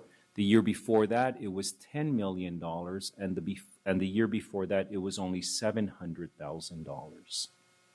So we are falling behind fast on this debt. While it is true that we sit on a savings account of $81 million, this figure doesn't account for the $25 million offer that we have made to our teachers, or next year's bill of $54 million. I said and have said that I am committed to serve Sac City as your superintendent, and as part of that commitment, I want to make sure that we keep our promises to our retirees. And so I plan to confront this issue by keeping that promise, but also by being transparent to you about what we can afford for our students and our employees. This is the fundamental underlying reason why I'm only recommending a modest investment of $4.6 million for our students.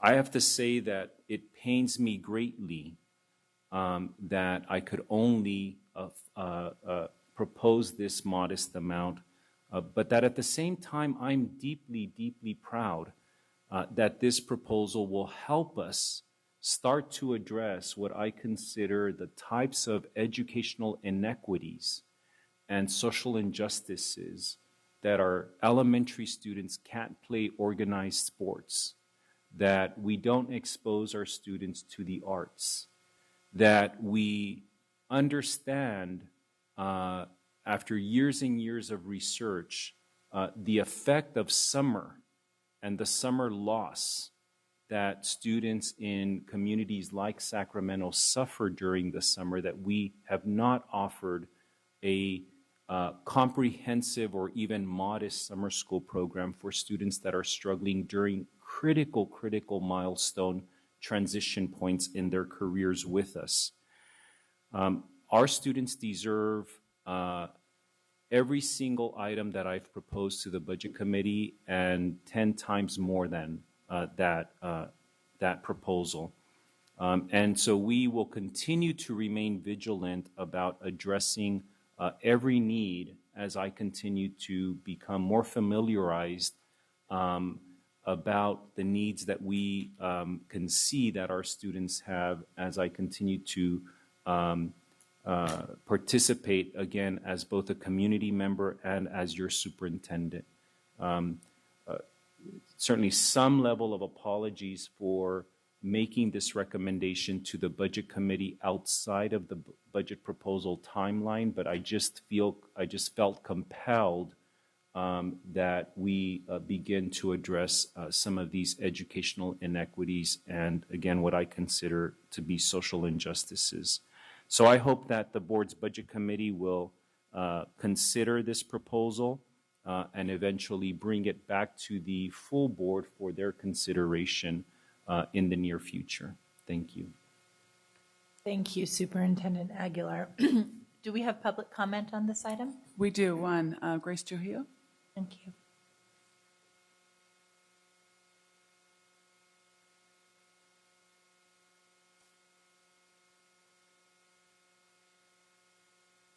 Good evening, members of the board and Mr. Arligar.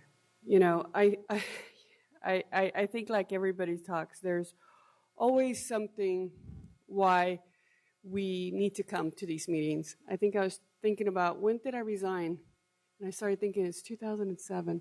And during that process, I started thinking of the different places I went and done and trying to figure out the budget. You know, and I think back then I asked the question is where does the money go? And why my husband's pension, my pension, how is all those things funded for the state, the federal, and the different counties and cities, you know? And then that's the same thing with the schools. Thank you for addressing, I think, a lot of the unfunded liabilities that everybody keeps on talking. I always bring them up.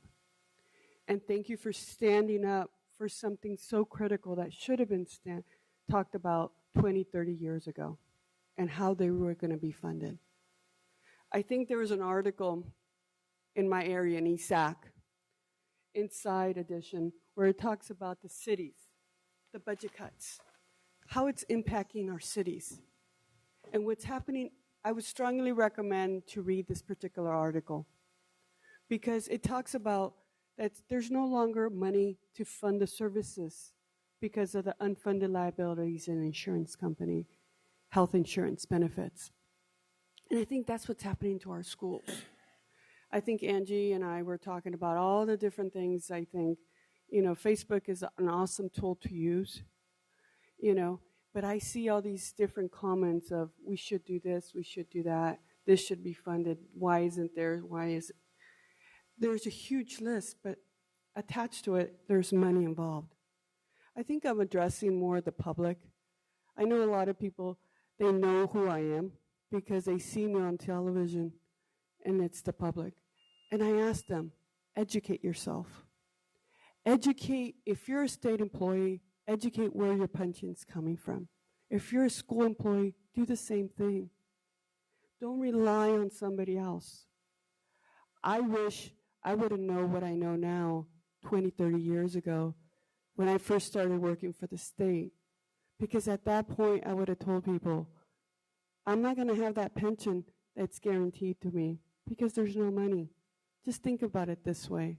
The school district is $54 million payment, and we're not even touching or close to it. What's going to happen in the next 5, 10, 15 years? I feel for the people, like I told my husband, we worked for the state for, well, he did. I worked only 10 years.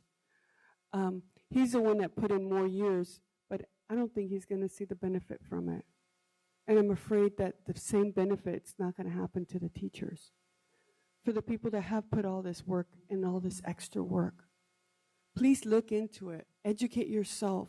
Don't rely on other people. I'm very glad that you're doing an independent review because at that point, you're going to get that information from different sources and to do the best that we can with the little resources that we have.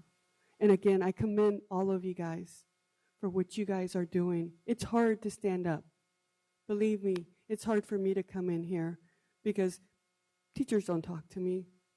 People look at me weird, but I think to myself, God, you know what? I'm a cancer survivor. I have a thyroid that I'm constantly checking and monitoring. But guess what? It's right close to my throat, and it's where my voice is at. And I'm going to use it for a voice and to help the less fortunate. Again, where's the teachers' union for the kids? I want to see that union. Who represents those kids? Who's the people that need to be speaking here in behalf of the kids? It's not just me. So if you're looking at me on television, please look at yourself. If you're in a position to represent children, you should be doing it now. Don't wait for somebody else to be powerful or be friends with, that you're preventing to do your job. Because your job is to defend and help kids, not to be friends with people. Thank you. And if you do, allow someone else to take that position. Thank you. Thank you, Grace. With no other public comments. We're going to go ahead and move on to the student member report, given that our president is not here tonight. So we'll forego the president's report. 10.5, student member report from Sarah Nguyen. So we're working on planning our conference, but it's supposed to be on November 14th. And based on the information we've received, the teacher strike is like during that time frame. So we're really balancing whether or not it's going to happen on the date of our conference. So it might be canceled or it might be moved to another day. We've been working with the graduation task force, and we made a lot of work on that. We Member Minnick and I went to talk to some of the Wilsey Wood students, and we got a lot of valuable feedback. One of the things that struck me was the mental health side of school and how it's not focused on, and that students don't really know the resources that are available. So SAC is considering taking that up as a possible initiative. Wonderful. Thank you so much, Board Member Nguyen. So this time we're going to do board information sharing, item 10.6. Do we have any board members who have updates? Board Member Wu.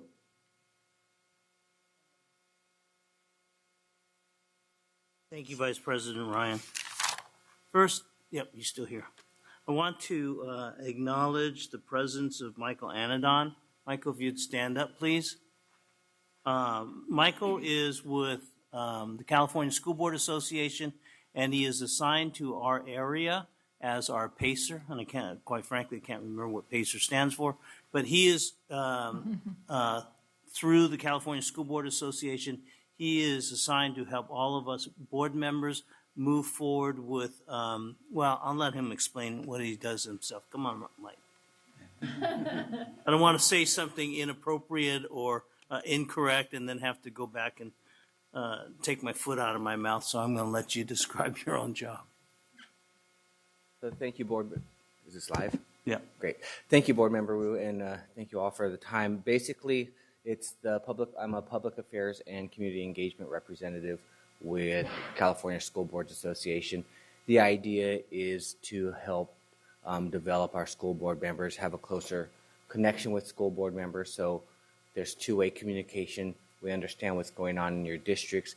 We can better advocate for you at the state level, and also we can help build you and build your political power at the local level, so that when we're trying to pass good bills, trying to stop bad bills, that we have the wherewithal to do that. So that's it in a nutshell. Eventually, I'll be trying to meet with each of you. Some of you have received calls. Some of you have returned calls, and others of you will be getting calls shortly. So please return my calls. If not, I'll just keep calling until you do. Thank you, Mike. As soon as you said his name, I was like, oh. Sorry. One of the item is that I attended last week the Council on Great City Schools conference, and as the board representative on that board, I wanted to let you all know that the council created a report establishing where all the school districts who participated in the survey stand with respect to certain key performance indicators. And I have the copy of the report electronically. It's like dense, but unfortunately it identifies it by code all the school districts, and unless you know where Sac City Unified is, you don't know where we fall. And so I'm attempting to have the council disaggregate our data from the total report, comparing us to the median.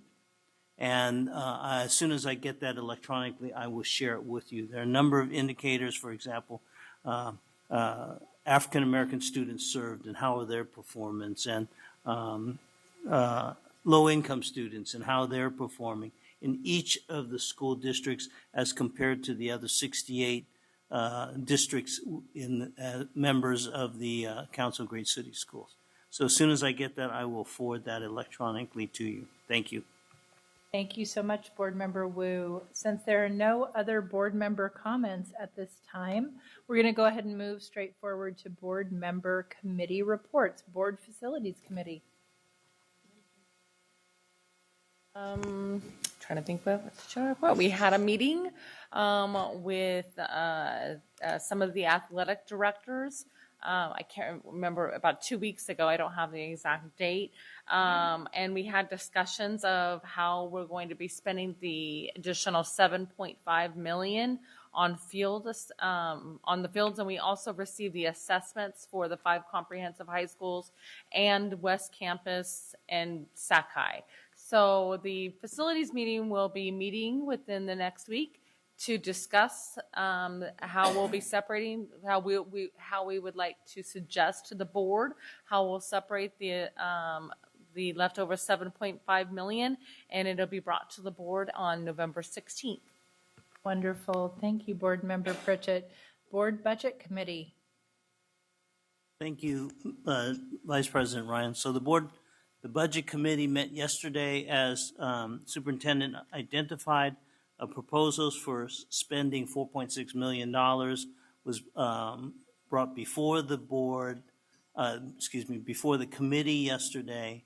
And it is my hope that this body will give direction back to the Budget Committee to ask us to look at that $4.6 million in expenditure for next fiscal year and determine whether or not, number one, we can afford it, and number two, whether or not it's feasible, and number three, whether or not, in fact, we might be able to expand upon that.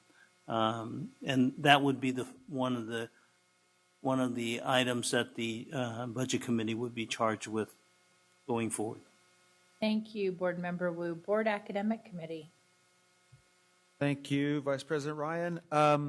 Our academic committee will go on hiatus for November, so we can restructure so that we can engage students in our discussions and reconfigure when we meet to make it more accessible to students in the district. So we will be sending out information for our December meeting, which will be at a time and place that is more accessible for students. Wonderful. Thank you, Board Member Minnick. We appreciate that. The Governance and Policy Committee, that will be meeting tomorrow. We'll be doing a review of our current policies for alignment with Safe Haven and potentially bringing an update to our Safe Haven policy to the board very shortly. So with that, we'll move on to item 11.0, Business and Financial Committee Financial Information Reports. 11.1, receive information on enrollments attendance report for the month ending in September 2017. And with that, our future board meeting dates and location, our next board meeting will be held on November 16th, 2017 at 4:30 p.m., closed session 6 p.m., open session at the Cerna Center. Do I have a motion for adjournment? I'm so moved. Second. All those in favor say aye. Aye. This meeting is adjourned.